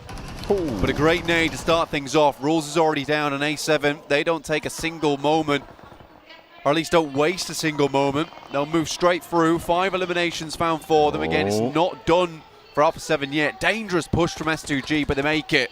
No one takes too many shots over towards them. They waited enough time. There wasn't enough firepower, enough guns looking at them.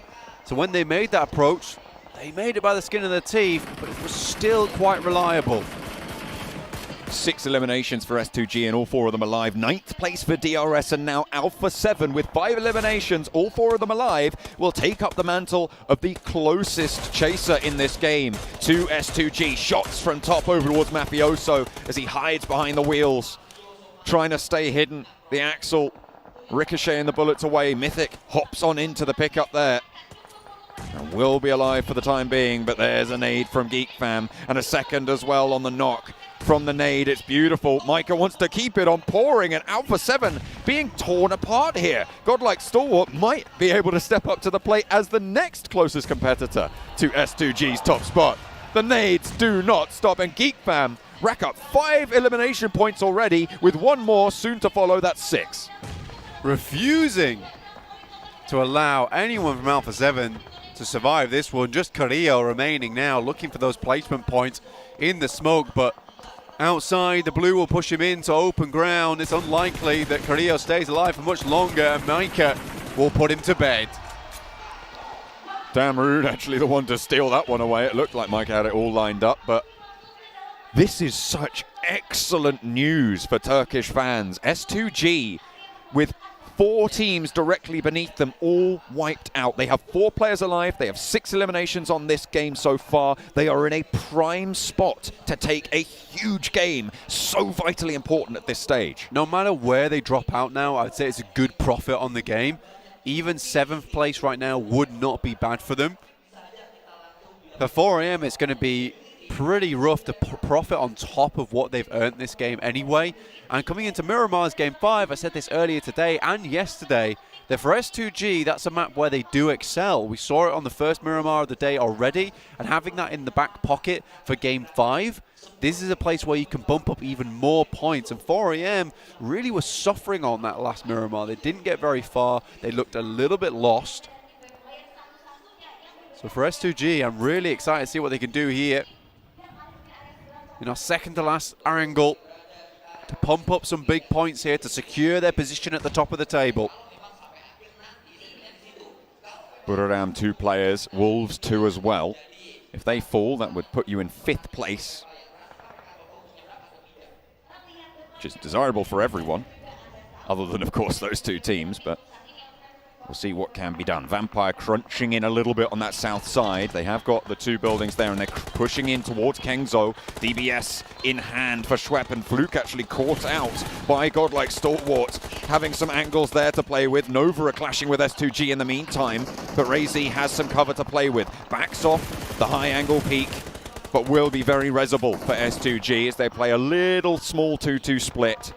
Nova not wanting to push too far out, but they'll have to regroup and push into the town if they want to keep it on going on that northern side. S2G, Kelsey very low, Wolves have to move forward. Zone 7 right now, 2 more to go, close to Zone 8. Nova swings round towards some compounds very close towards S2G's position. very clumped up, so a few grenades could spell doom for S2G.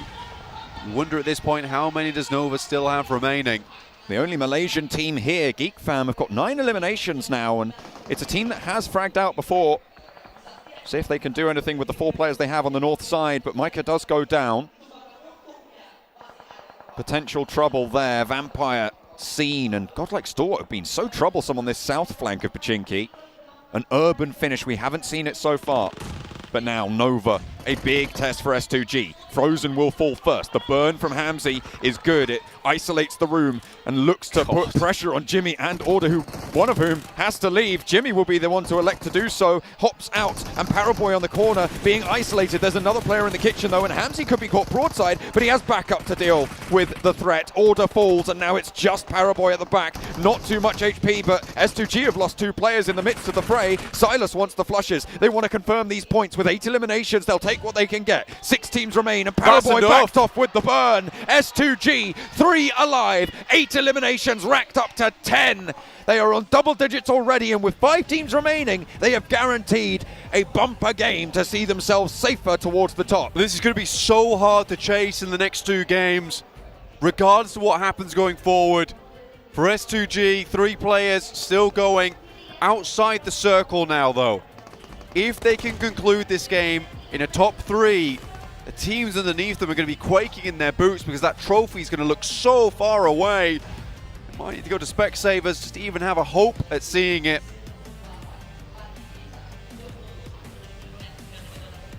Godlike Stalwart still have been looking to control so much of the ground here, but My Name P spooks him a little, unfortunately.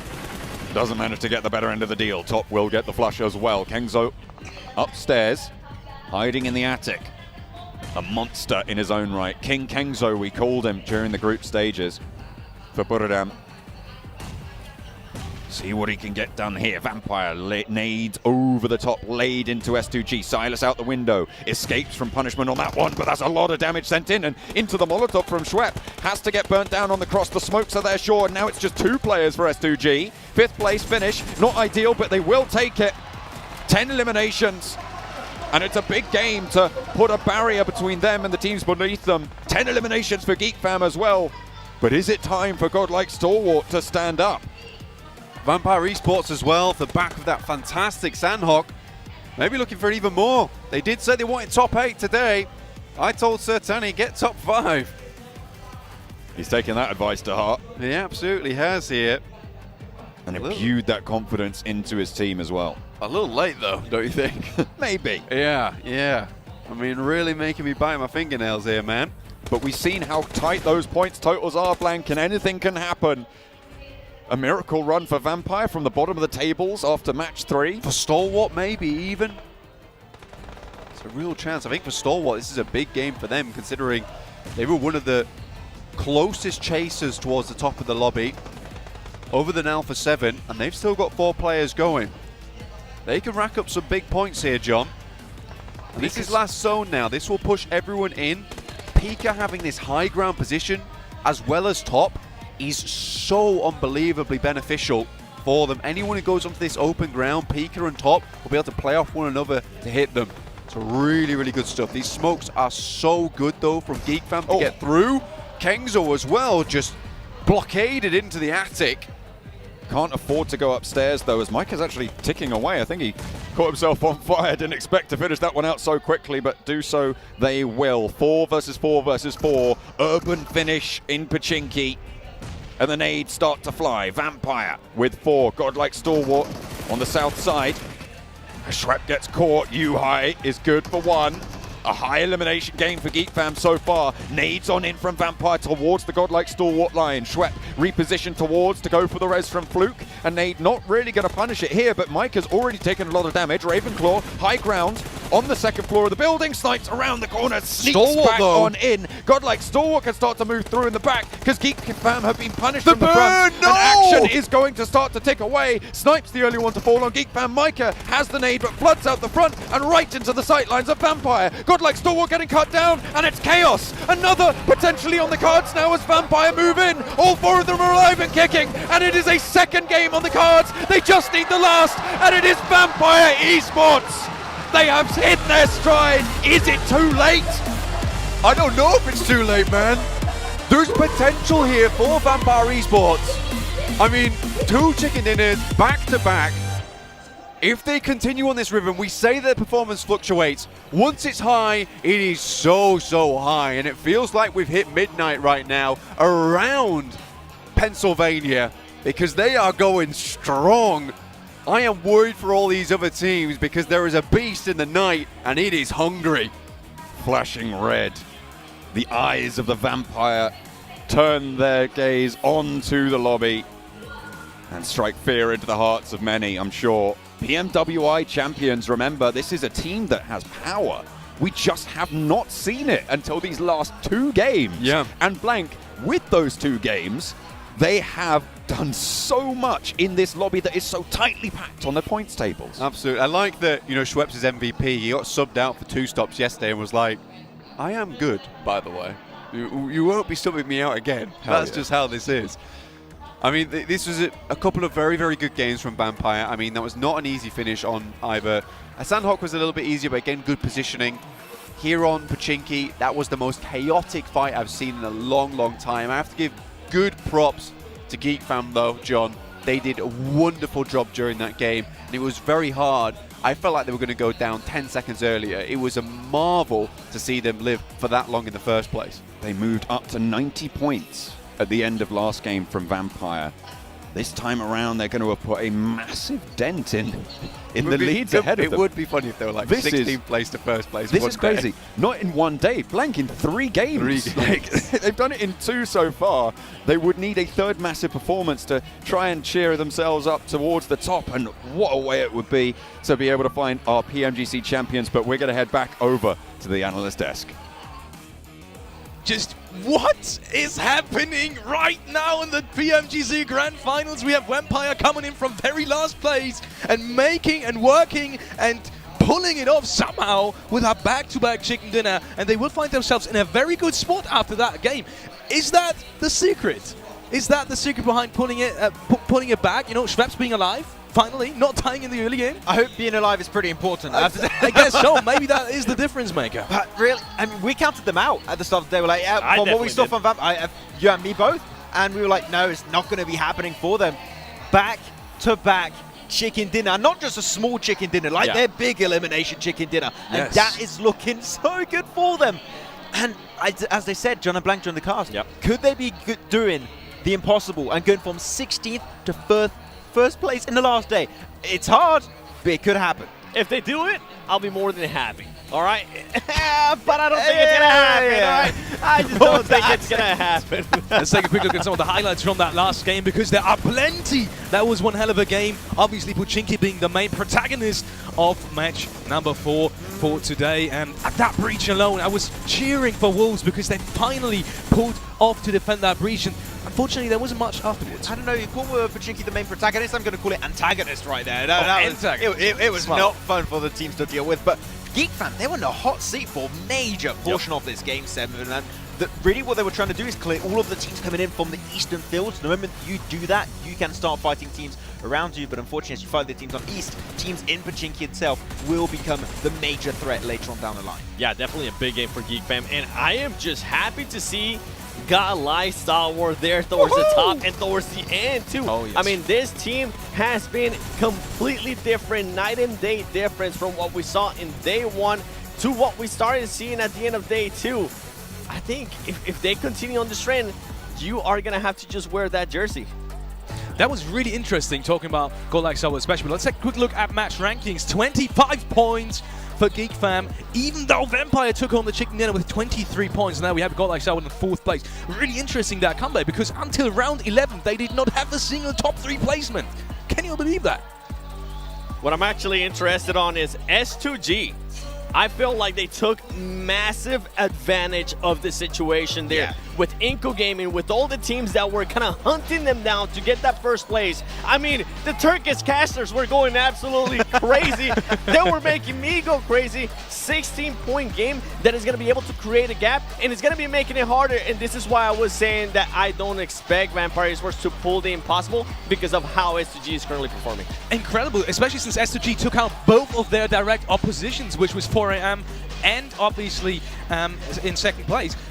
Nova also later on. Oh, yeah, definitely. Let's take a quick look at some head-to-head statistics. And who do we have here? Silas. Ooh, who else than Silas? Come on, we saw Razy, we saw Kelsey doing well. We're finally seeing Silas up there. It's been since a few games that we've been missing out on Silas. But the thing is, the fight they took versus 4AM, the fight they took versus Nova, it just felt so damn easy. Absolutely like a knife through butter, I would even have to say, Seven. And really, the strength of this team, night and day compared to their first day of play. And now, a team that is not only in first place, but slowly and surely building a little bit of a lead for themselves. I feel like their aggressiveness has definitely improved, and we can say the exact same for Godlike Stalwart. I mean, we got a chance to see top right there as well. These teams are going to just make me not have any nails at the end of the day. Absolutely incredible. Maybe talking about Nova for a second, because you were really worried for them after this game. I still am. I said it during that game. Was that the match that puts Nova out of order? Not a pun intended, by the way. Wow. Okay. I'm really not too sure, because sure, the potential, mathematically speaking, they could still make it up there. It's only 2 matches. And if the next match is a bad performance, they're done. That's it. The three-peat will not be happening. Whatever is wrong with Nova, it sure as hell isn't the hardware that we have right here, because they're all playing with it. And let's take this quick second to maybe thank our sponsors. First of all, obviously Sony, with the Sony Xperia 1 Mark IV and Xperia Stream, which were co-developed in collaboration with professional esports players. You can play PUBG Mobile with Xperia Stream's total cooling system and multiple ports for intensive gaming and streaming. We also want to thank Prime Gaming while we're at it. We can have free in-game content with Prime Gaming, not only free in-game content, but also free games throughout all genres. Everything that you will enjoy in terms of categories of games, you will find there. And to top it off, you will find free PUBG Mobile items and content there as well. So make sure to check out Prime Gaming. And obviously, we want to get your attention on towards the PMGC server. You may have noticed it in the chat already. If you haven't, you will see it in the chat and social media. Make sure to click on it, because if you do fill out the survey, you're not only giving us a chance to make this broadcast better, but you are actually giving yourself a chance to win some amazing prizes. So check out the PMGC viewer survey. You will find it in the chat and obviously in social media as well. And last but not least, for the ones that haven't opened the app PUBG Mobile in the last 2 days, it is time to do so right now, because the new update is out since start of this broadcast, since 6th of January, start of PMGC Grand Finals. So make sure to awaken your fighting spirit. You know, get right in there and check out the new update, Warrior Trial. And with that, we're going into a quick break, and we will see each other right back. Actually, we're not going into a quick break, ladies and gentlemen. We might have some more time to dive into what we just saw. Any teams you want to pick about in particular? We keep saying it, there's too many teams. I don't know which one to really talk about right now. I still want to see DRS. DRS is still the team that's like still lingering. They're still there. Got to be careful. The power can strike hard in these last 2 matches. They definitely can. I mean, I feel like they had a great push. If I remember right, it was into Alter Ego, and they were able to get some good eliminations there. They still have a chance. Well, that's from us. We will be seeing each other in just a couple of minutes. Stay tuned as we are going into the last 2 matches of the PMGC Grand Finals. See each other right back.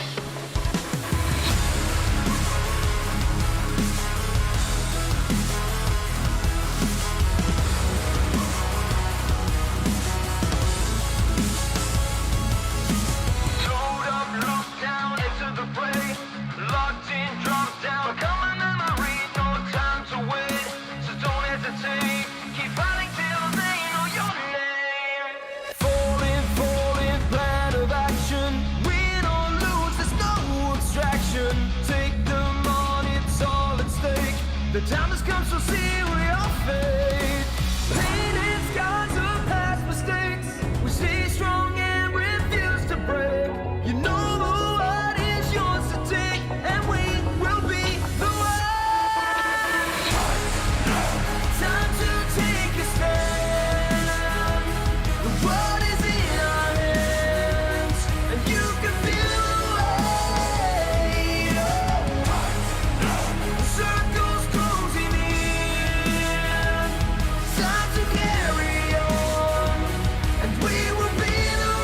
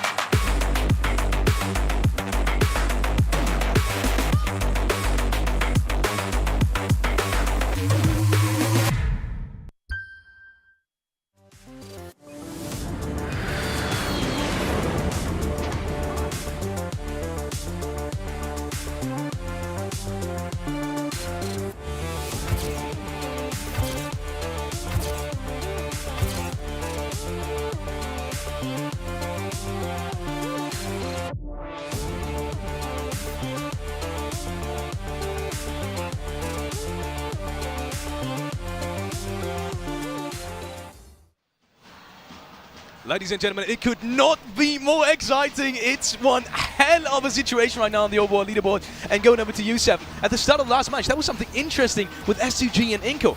They took them out very early.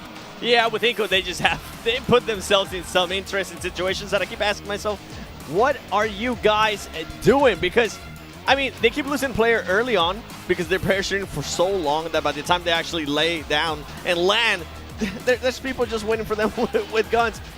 This is why this is the reason why I'm wearing their jacket right now, okay? Because if there was ever a chance for this team to respond, for this team to wake up, it would be now.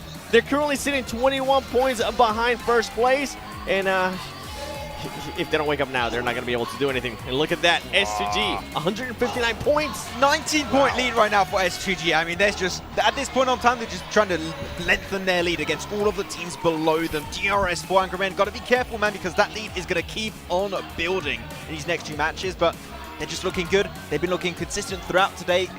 Even if they gave themselves a bad game, then they followed up with an absolute banger of a performance.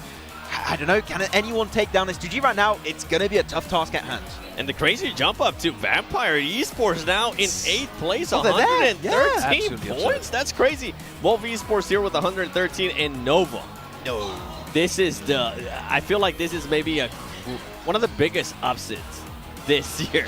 Definitely the biggest upset.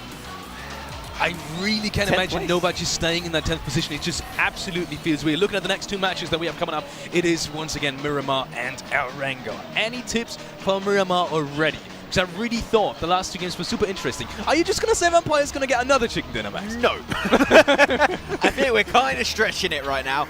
But as we tend to say always, right, Seven, Yep. Nova are a team that do well on Miramar. This is going to be the battleground where they can bring it back for themselves. So I want to see Nova get himself a game here. I want to see the chicken dinner. I'm with you. Let's take a look at the teams to watch that you guys picked.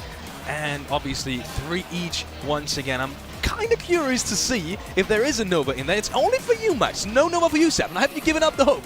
No, have you lost it? I mean, I talked about them enough earlier on. I feel like I wanted to give some light to some of the other teams. Like DRS, they were able to showcase some good performances earlier in Miramar. I want to see them mimic that again with S2G. If they can stay alive, if they can just get a top 5 situation and get some, even 5 eliminations, even 3 eliminations, I think they're going to be able to maintain a nice lead. I'd have to agree. But also, you got to keep in mind that S2G, if they get a chicken dinner, like a big one that we saw earlier, it's done. It's GG. They will be the world champions. Okay, so S2G, one chicken dinner, and it might just be done and dusted. Imagine the situation where we have a defending country, Turkey, Grand Finals 2023. Oh, that would be amazing. That would be the best storyline ever. Okay, I want to see it now. It really would. And with that being said, we are going over to the commentary desk, John Ellen Blank, with the second to last game of the PMGC Grand Finals. Hype it up, boys. Match 17 on the cards here in Miramar. We draw ever closer to the inexorable end of 2022's chapter in PUBG Mobile history. With 2 more games left to play, this is the last we'll see of Miramar. Oh, yeah. What are you doing? Alex said to hype it up. Oh, Yeah, so I had to hit him with one. I did debate whether it was a good idea or not, but I was like, I'm in for a penny, I'm in for a pound at this point in time. you've broken me. Oh, I'm so sorry, bro. But yeah, we're heading into Miramar, and we've talked about this before. Max has already set it up. This is where S2G could pick up a chicken dinner, a bunch of points, a position which would set themselves pretty much untouchable towards the top of the standings. But is this the Vampire comeback? Is this the Vampire top 5? Is this the Vampire top 3? Can they keep up this kind of pace? Because it's a difficult pace to keep up. If anyone can do it, it is Vampire, the streakiest team in all of PUBG Mobile. Puerto Paraíso to Torre Almada in the north side for our final Miramar. I would love to see Vampire be able to pull that out of the hat. I mean, they've won 2 back-to-back now. They started the day, and in fact, they started match 13 out of 18 with a match 13? No, it would be match 15 out of 18 with a 16th place record, 57 points they were able to have. In 2 games, they have no, they haven't. They've almost doubled it. 1 point shy of that mark. And if they're on form, then there's nothing that can stand in their way. But there is a long, long way between them and that top spot if they want to be able to take it. And they have to fight S2G for it. And I'll tell you what, there is no way that that is an easy fight to take. It really is, and I think S2G feel like they're so close to that prize at the moment. They almost have their hands ripped around the trophy. They do not want to let go. And they are holding on for that chance to defend the trophy on their home turf next year over in Turkey. This will be an incredible story to finish off PMGC 2022 and look forward towards the future, but already T2K set sights towards Vampire. Maybe look at a spoiler here and now. Stone doesn't even have a weapon and he's on the hunt. Unfortunately, a stake through the heart of the hopes through Stone to have the 4-player power here, but with 3, Vampire will try and carry out further mischief in this lobby. Nepal also challenging out for that #1 spot at the moment. DRS, 140 points, tied with 4AM. Inco, they fell off. Is an unfortunate truth, to say the least, for them. Right now, just do not have that confidence to ascend for that center. So many other teams have set their sights upon those best compounds, and Inco is struggling to find an entrance at this point in time, with the meta of the lobby shifting slightly over the days. But DRS, I think for Nepal, it would be one hell of a victory for them. From the amount of times we've seen Nepal make their way to PMGCs before and do pretty decently well, but never towards that top side. DRS has really turned things around this past year. They look so fantastically strong, and you know what? They are the real soldiers now. They are the real soldiers. You know what, Blank?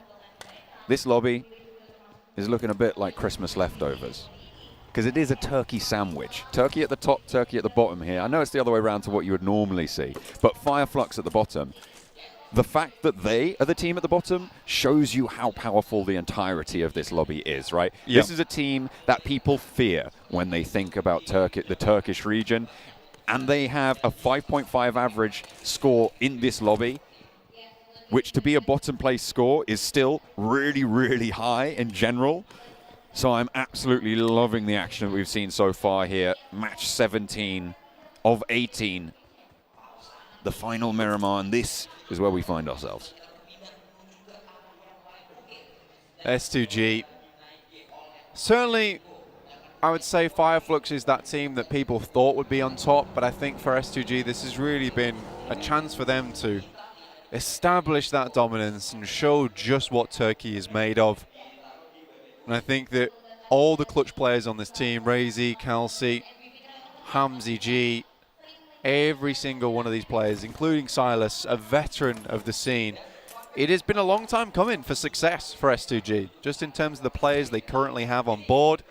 And I think that throughout the year, people keep telling me, S2G, man, keep watching out for S2G. And I'm like, okay, I will. And, it was never always towards that top side. I was like, they're a pretty good team. They've got some cool moments. And then they really surprised me. Then they really excited me. And then we get to PMGC 2022. Now it feels like a chance that they could take home a storyline which will be forever etched into the pages of 2023 and remembered their forwards. Would be an excellent foundation upon which to build their year to ride to glory. Silas, Razy, Hamzy, Kelsey, all contributing so well to this roster. And looking to try and convert. The 19-point lead they hold is not certain. It's a bit tenuous, but still a bit of a breath of relief for them at this stage. Once again, Nova takes up a lot of these positions that Inco's been taking. And right now, I think Nova's been holding them just a little bit better. Inco, though, want to reframe themselves towards the top, make Brazil proud. And now they have to face off against the two-time champions themselves. It's Nova here in the compound. Inco have already made their way in. Nade out the side, won't do too much damage. Frozen, tickled just a little bit. Nenebete peeks out, gets a little bit of damage over onto Frozen again with the nade. Paraboy not going to be able to suppress the door frame just yet, but Jane is here from T2K. A long-range shot over onto Order. And we'll go for the spray down as well. That's going to slow down Nova on the approach and maybe a little bit of a gift for Inco at a crucial juncture for them. Nova, they've let it slip just slightly, but they will not give out.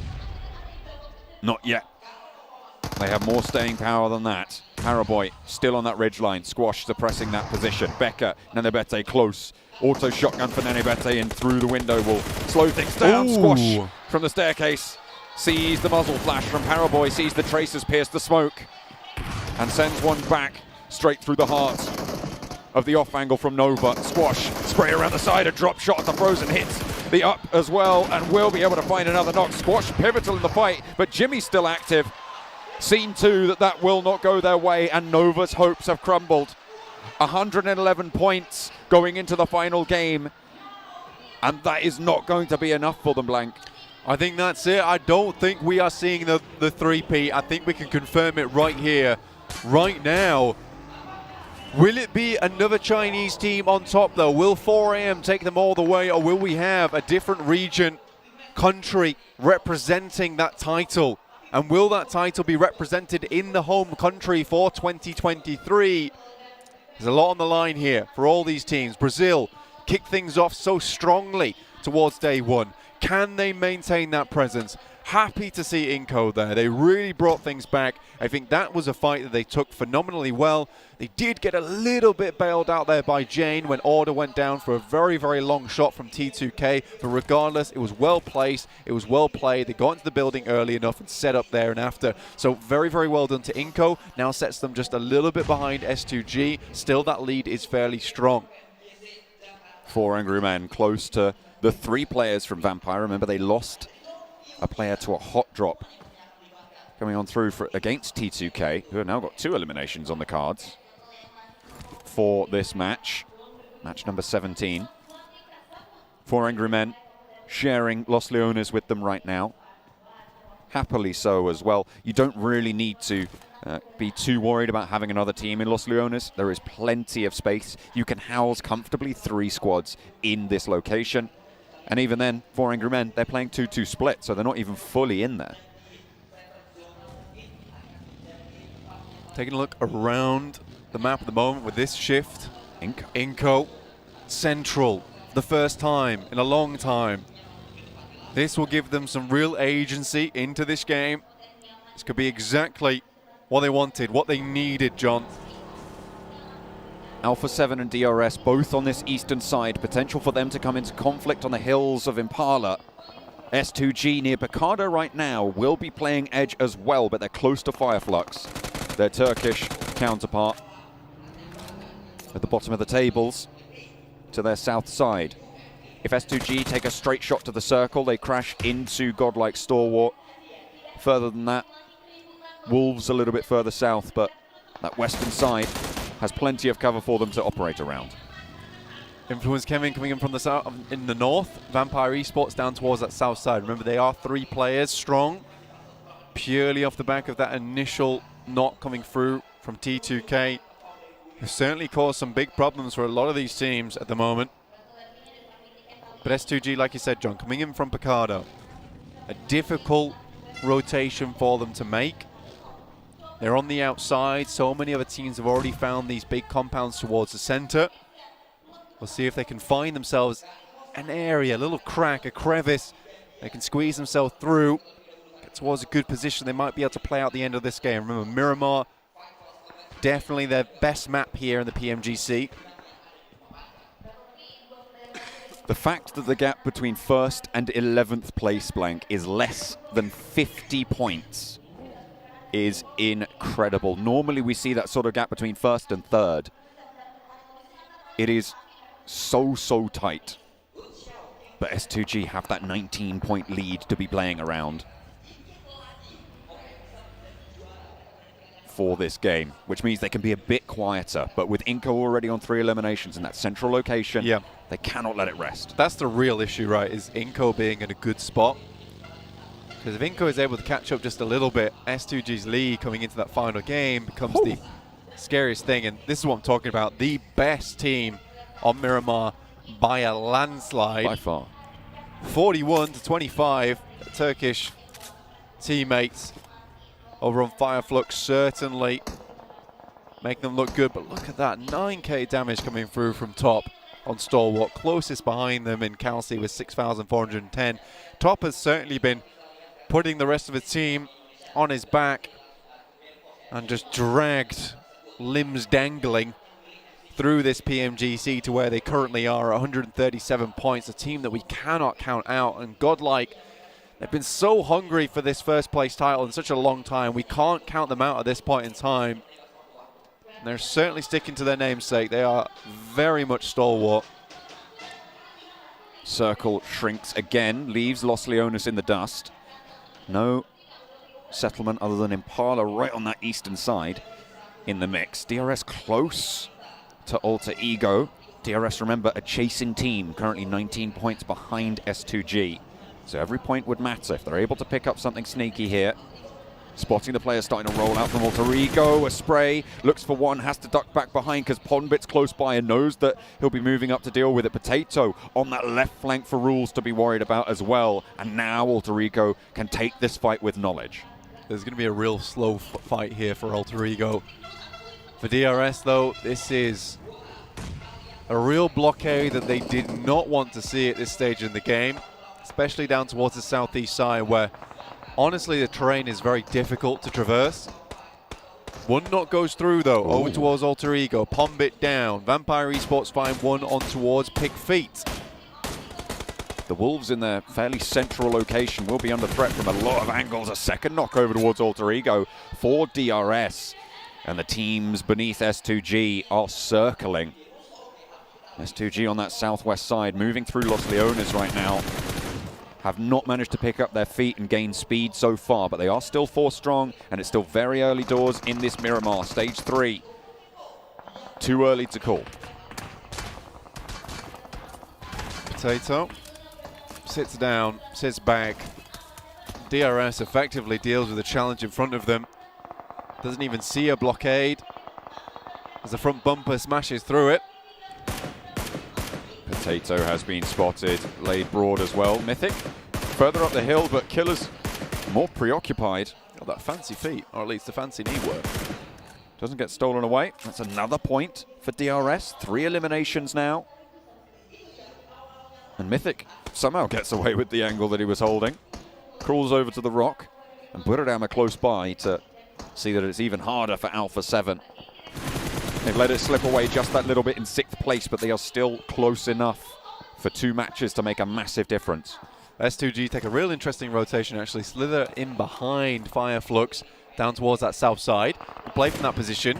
Looks good to me, in fact, because they'll have some higher ground to mess around with. And up towards that northern side, that fielded area, real difficult to play. Impala still just about in. We could have those eastern shifts going through, but I doubt it at this stage of the game.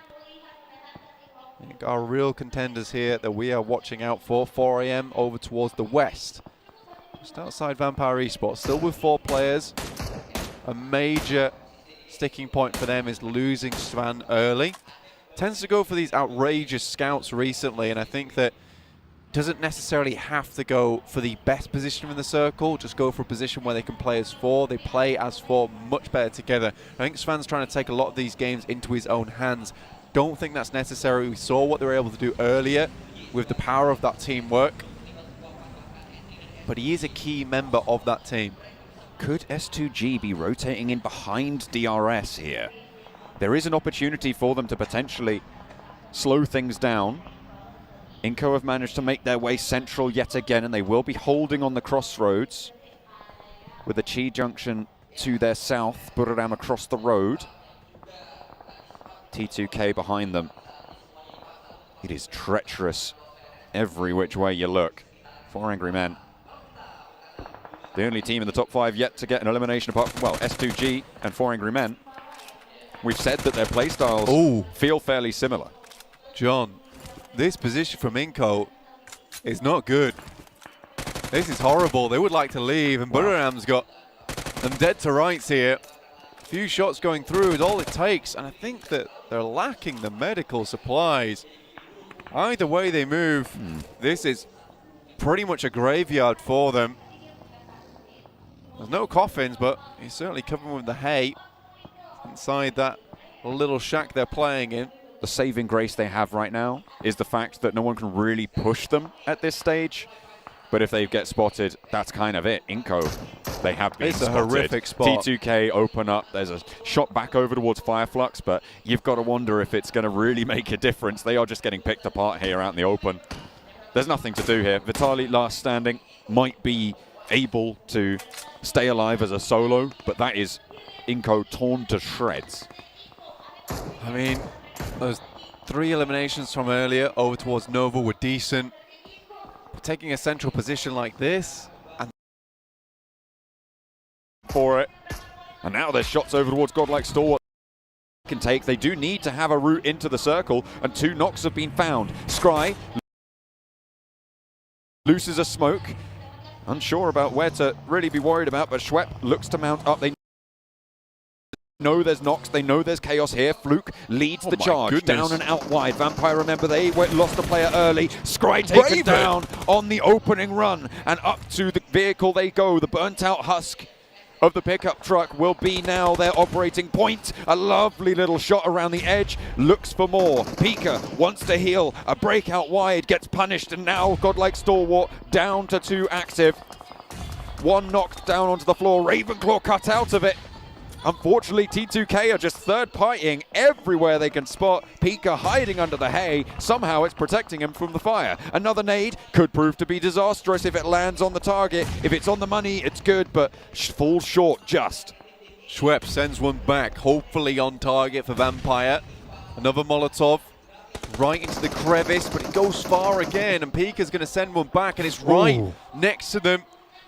Svan from 4 AM takes that shot over towards Schweppes.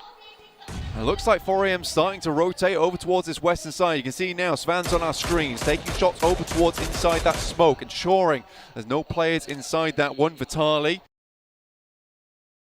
also in the sights, but 4 AM will have to move further in. So will S2G. Calci currently behind DRS John, checking out their rotation, checking out their mark.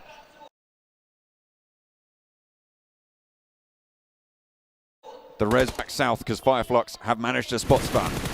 Svan going down again. We said this earlier, is that is like a very bad thing for 4 AM to lose. Now S2G looking towards their position, rotating almost hand in hand with them.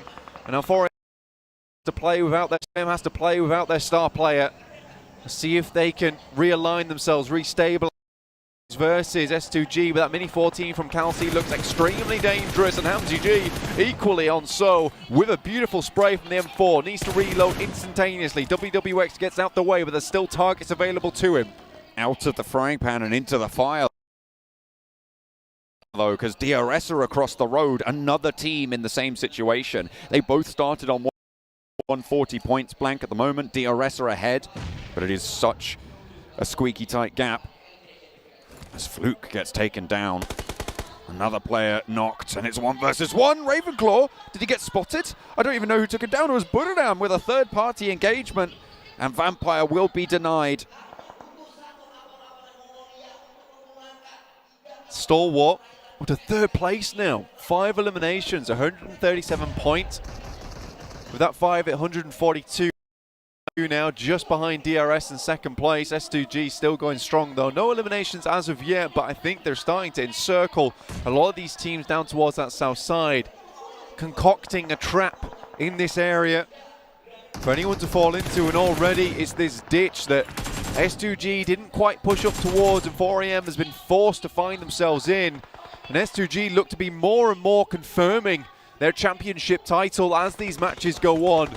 Who will challenge them? Will anyone challenge them? DRS really the only team now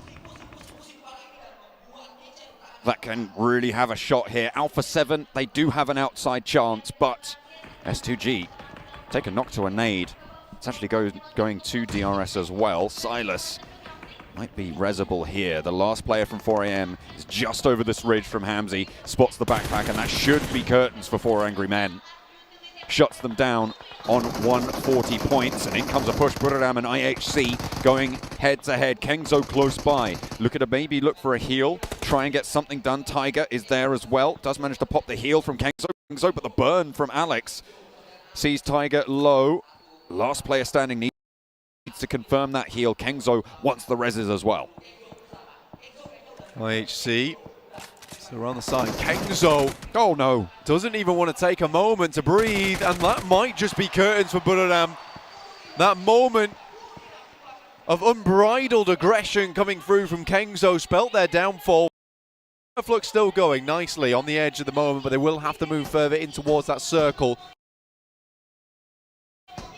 Vitali in the mess, further ahead of them. There's a foothold there. Solke moving closer to the position for S2G. As time goes on, S2G don't even need to get too many more points. The placements will start to add up from them, and they had that 19-point buffer to play with. 10 points a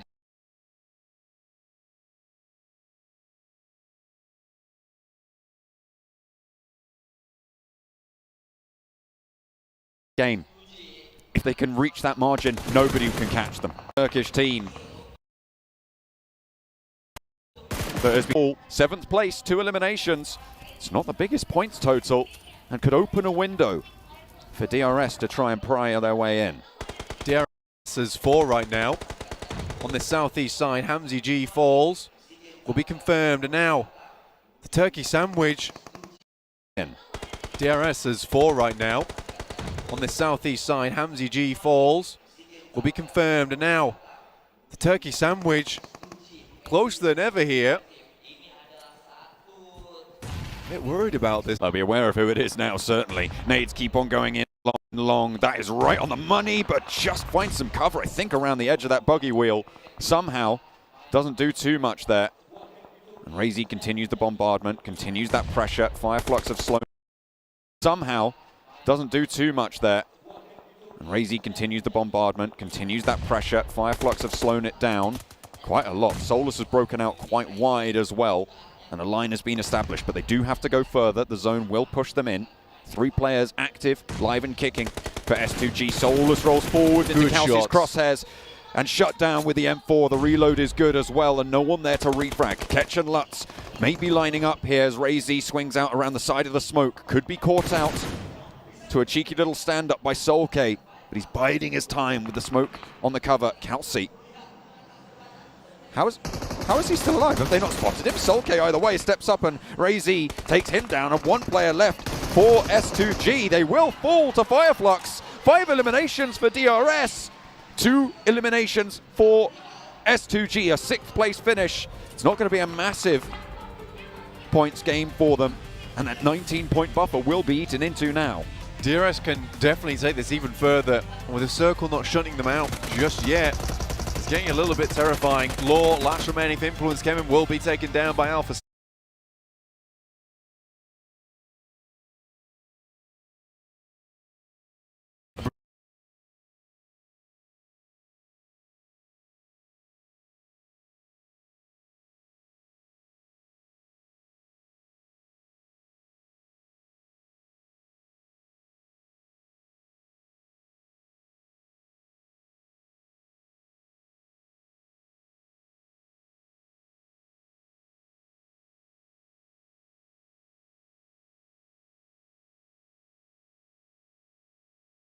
Side have a chance in that final game of today.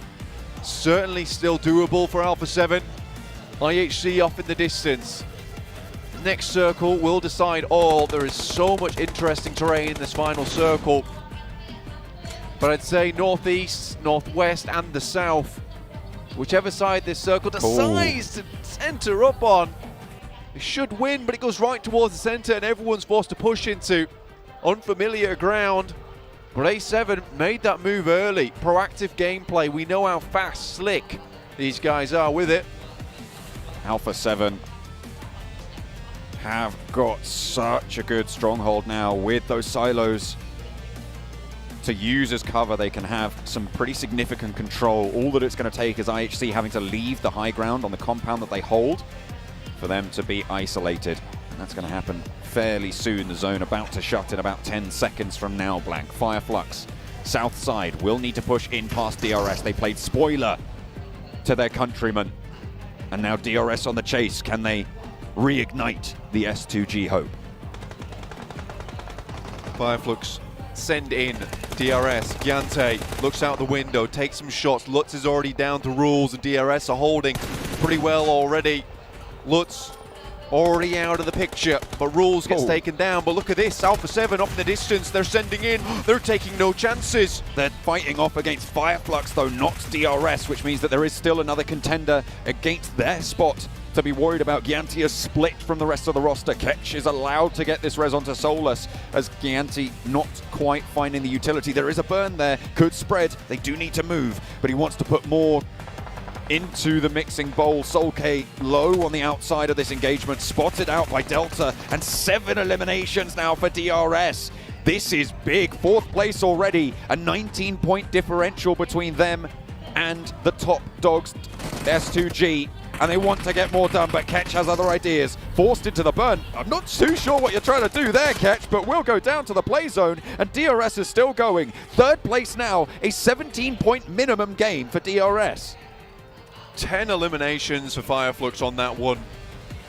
That might see them a bit further up the rankings and no longer, sadly, in that 16th place. Revo moving up, spots the smokes, knows there's got to be players around this location now.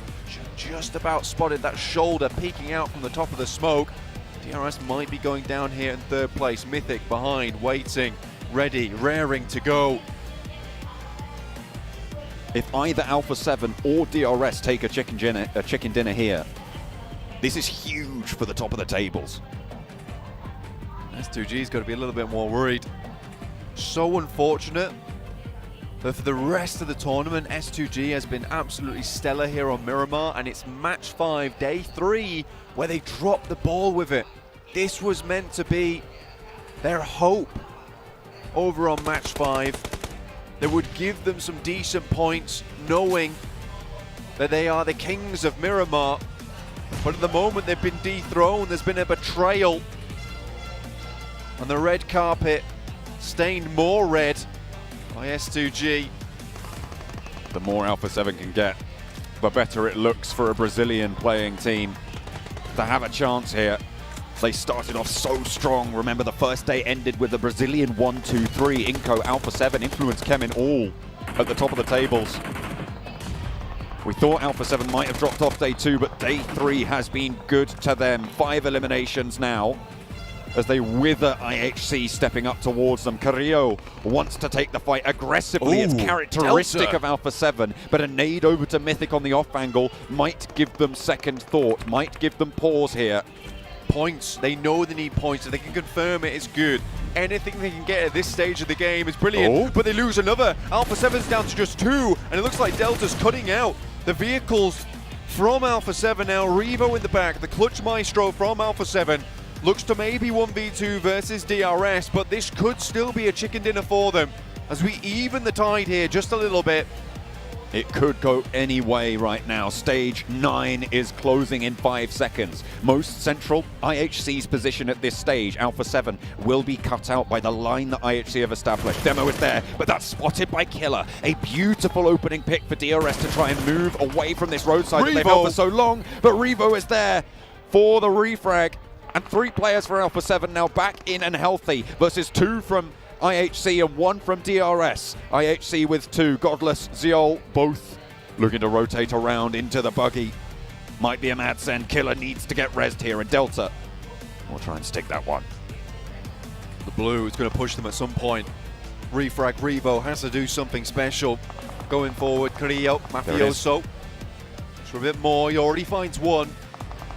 Delta starts to crawl through, positions himself just slightly past that cylinder there to make sure he can spawn him, but already Godless finds Carrillo. For Revo, it's really important to find that pick over towards Delta, but he's helping out the rest of his team. How much further can DRS get?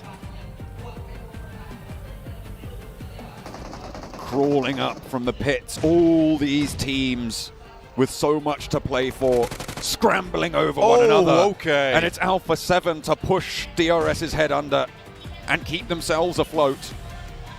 In Miramar, 3 versus 3. Carrillo taking an aid from Demo, and IHC might slow things down. And make it a little bit closer, but Revo is not going to let that happen to his team. Not here, not now, but he might not have a choice. Godless moves in, and Demoed is back. It's Mafioso to go, and IHC's taken away from both DRS and Alpha 7.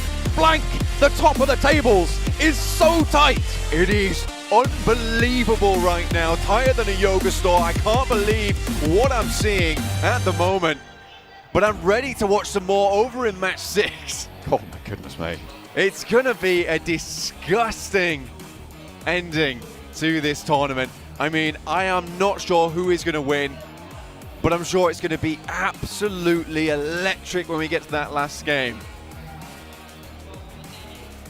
So many teams with a chance here, Blank. It's got to be at least 5 teams in one game who can win this out.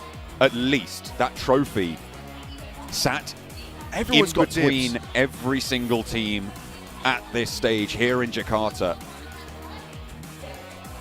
It's so close. What we do know is that the 3P is not on the line. It's true. going to be a new champion this year. And what better year to have a new champion than the year of improvements, of evolving throughout the entirety of the scene, throughout all the countries, all the regions. Everyone's getting better. And it just shows that the 5.5 points average towards the bottom of the table is just unheard of most of the time. Incredible stuff coming through on Miramar, and IHC, the ones to take it home, right? I don't think you would have called it, but either way, No, they slow out the absolutely 7 and everybody else around them as well. IHC take the chicken dinner. We're going to head over to the analyst desk. What an absolutely crazy performance coming out from IHC. Somehow they win that late game fight. And I was so worried for IHC in the early stages of the game. Win that fight against Buriram, because that's where it all started. The unsung heroes. I mean, this is what I was kind of talking about, right? The spoiler roles that were going to be coming into play at one point, and that just happened. Alpha 7 had a chance to put themselves, actually, I mean, they still put themselves in a great position if they would have gotten that win. By the way, Revo, we got to give him some credit. He played out of his mind in that game, and he definitely did a lot to keep Alpha 7 there within the top 2. Yeah, Revo absolutely chef's kiss in that game. Absolutely something of beauty. But S2G. The fact that they go out earlier than a lot of those teams towards the end enables a lot of the teams to still have a shot for that first place, for that trophy to claim to be the best team in the world. And they're taken down by their Turkish brethren of Fireflux. I think that qualifies, Seven, as treason. I think it does. And what's crazy is that those two teams are just so used to playing against each other. If there was a team to take down S2G at that moment, it would be another Turkish team, right? You couldn't write anything more poetic than that. And I want to kind of go back a little bit more with S2G because we saw them making some weird rotations. We saw them playing super passive, like they were trying to go for those placement points, and I feel like it definitely backfired in a way. And it's something that I always hate to see when teams do. They decide to just switch it up, and it ends up hindering them. I'm hoping going into this last game, that is not the case for S2G. That playstyle could have worked out for S2G if they were able to survive a little bit longer, get more eliminations. The fact that DRS survived so long into this game, the fact that Alpha 7 got so many points, they're back in the race, they don't have that cushion anymore. They're not safe anymore. Teams down below them can still catch up. 27 points on IHC with the chicken dinner, 12 eliminations in that game as well. And I do want to have to highlight Alex. His performance, his fight against Buridam kept them in the game. And Alpha 77, 19 points as well in second place. They're still very much in the race. They are very much in the race. I mean, those 7 eliminations, I don't even know how many of those eliminations were actually from Revo, but the 19 points total, that's massive. You were just talking about it too, Max. DRS Gaming, 18 points, and Godlike Star Wars with those 18 points as well. I mean, like, I think Blank said it best.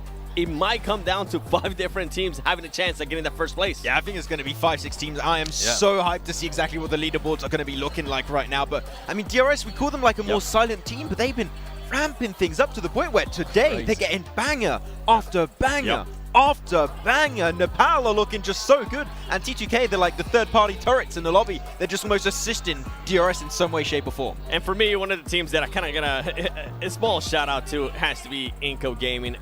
They had the lead at the start of the day. I felt like that team definitely started to crumble there under the pressure of the last and final day.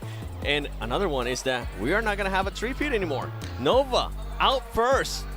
Well, yeah, that was a heavy fight to watch, honestly. My heart was bleeding just a little bit there because that was the point where everyone realized it's not going to happen again. It's not going to be a 3-peat. Coming back to one of the teams that I also want to talk about, which is the fight from SoD against Fireflies. You just talked about it. They just took themselves out. SoD still took home 6 points, though. So they are probably still in the lead. And we only have one more game to go. Does that mean we might see a little bit of a hot drop scenario? Maybe some teams looking out for them in the kill feed? We're going to see some tactic switch-ups? We do like to speculate about hot drops happening in, like, you know, your PMPL finals and your championships in your PMWI. Now. We are talking about a PMGC Grand Finals here. Do you want to play it all on a hot drop? That's too much for me to answer. I'll tell you after I see this overall with... Oh, okay. It is close. S2G, 165 points, DRS Gaming. 7 teams. Okay, I would say 7 teams. 7? Right down to IHG. Like, of course, going to need a chicken dinner and teams at the top to get nothing, but that is going to be my limit. 7 teams currently in the race. Okay, IHG is definitely off for me. For Angry Man, I can definitely see a chance from there. Everybody from up there, I can definitely see them going for that first place. For S2G, I said it earlier, I don't want to see that them trying to play it differently than how they've been doing. Keep doing what you were doing there when you were getting those wins, when you were getting those great placements, when you were getting those eliminations that put you currently where you are in that first place. With DRS, I mean, you couldn't ask for anything better for DRS. A team that 2 of their chicken dinners are coming from Erangel as we go into the last Erangel. It couldn't be more poetic for them. And then you guys were talking about hot drops. You guys were talking about teams that need to be careful about that happening. Guess what? I'm going to be looking at all the teams here in this second page because at this point, they got nothing to lose. Influence Chairman, I mean, a team that went from 3rd place all the way down to 16th, you better believe that team from Brazil is going to be looking to make a statement, and I would be massively surprised if nobody decides to hot drop anybody. At this point, you're just fighting for glory. You're fighting for prize pool increase going into this because you have some pretty... It's still no $4 million prize pool tournament. That's pretty significant. But as you can see on your screens right now, it's the final game right here for the Grand Finals of 2022 PMGC. Oh boy, 16 teams all ready to drop on down, and only one will call themselves the champions after this one. It is absolutely crazy. Let's look at some of the expected drop locations. And meanwhile, we have the last couple of minutes to maybe talk about the overall situation. I know you said top 7 is maybe, you know, It's what a you call- stretch. It is still really a though, stretch. That would mean IHC really does have the opportunity. IHC, isn't that one of the teams? Well, coming back to the hot job scenario, they would need to have everyone in that top scenario to do incredibly bad. Would you say that's how they should go into this match as well? Literally just pick every fight from every team that you know is the top of you and maybe just go for it. Isolated fight, let's take it. You know, I'm going to agree with your point. I think that if there's one team that's currently in the race for that first position that has to go for a hot drop, IHC is the team that would make the most sense, right? So Yeah. we'll see if it's going to happen.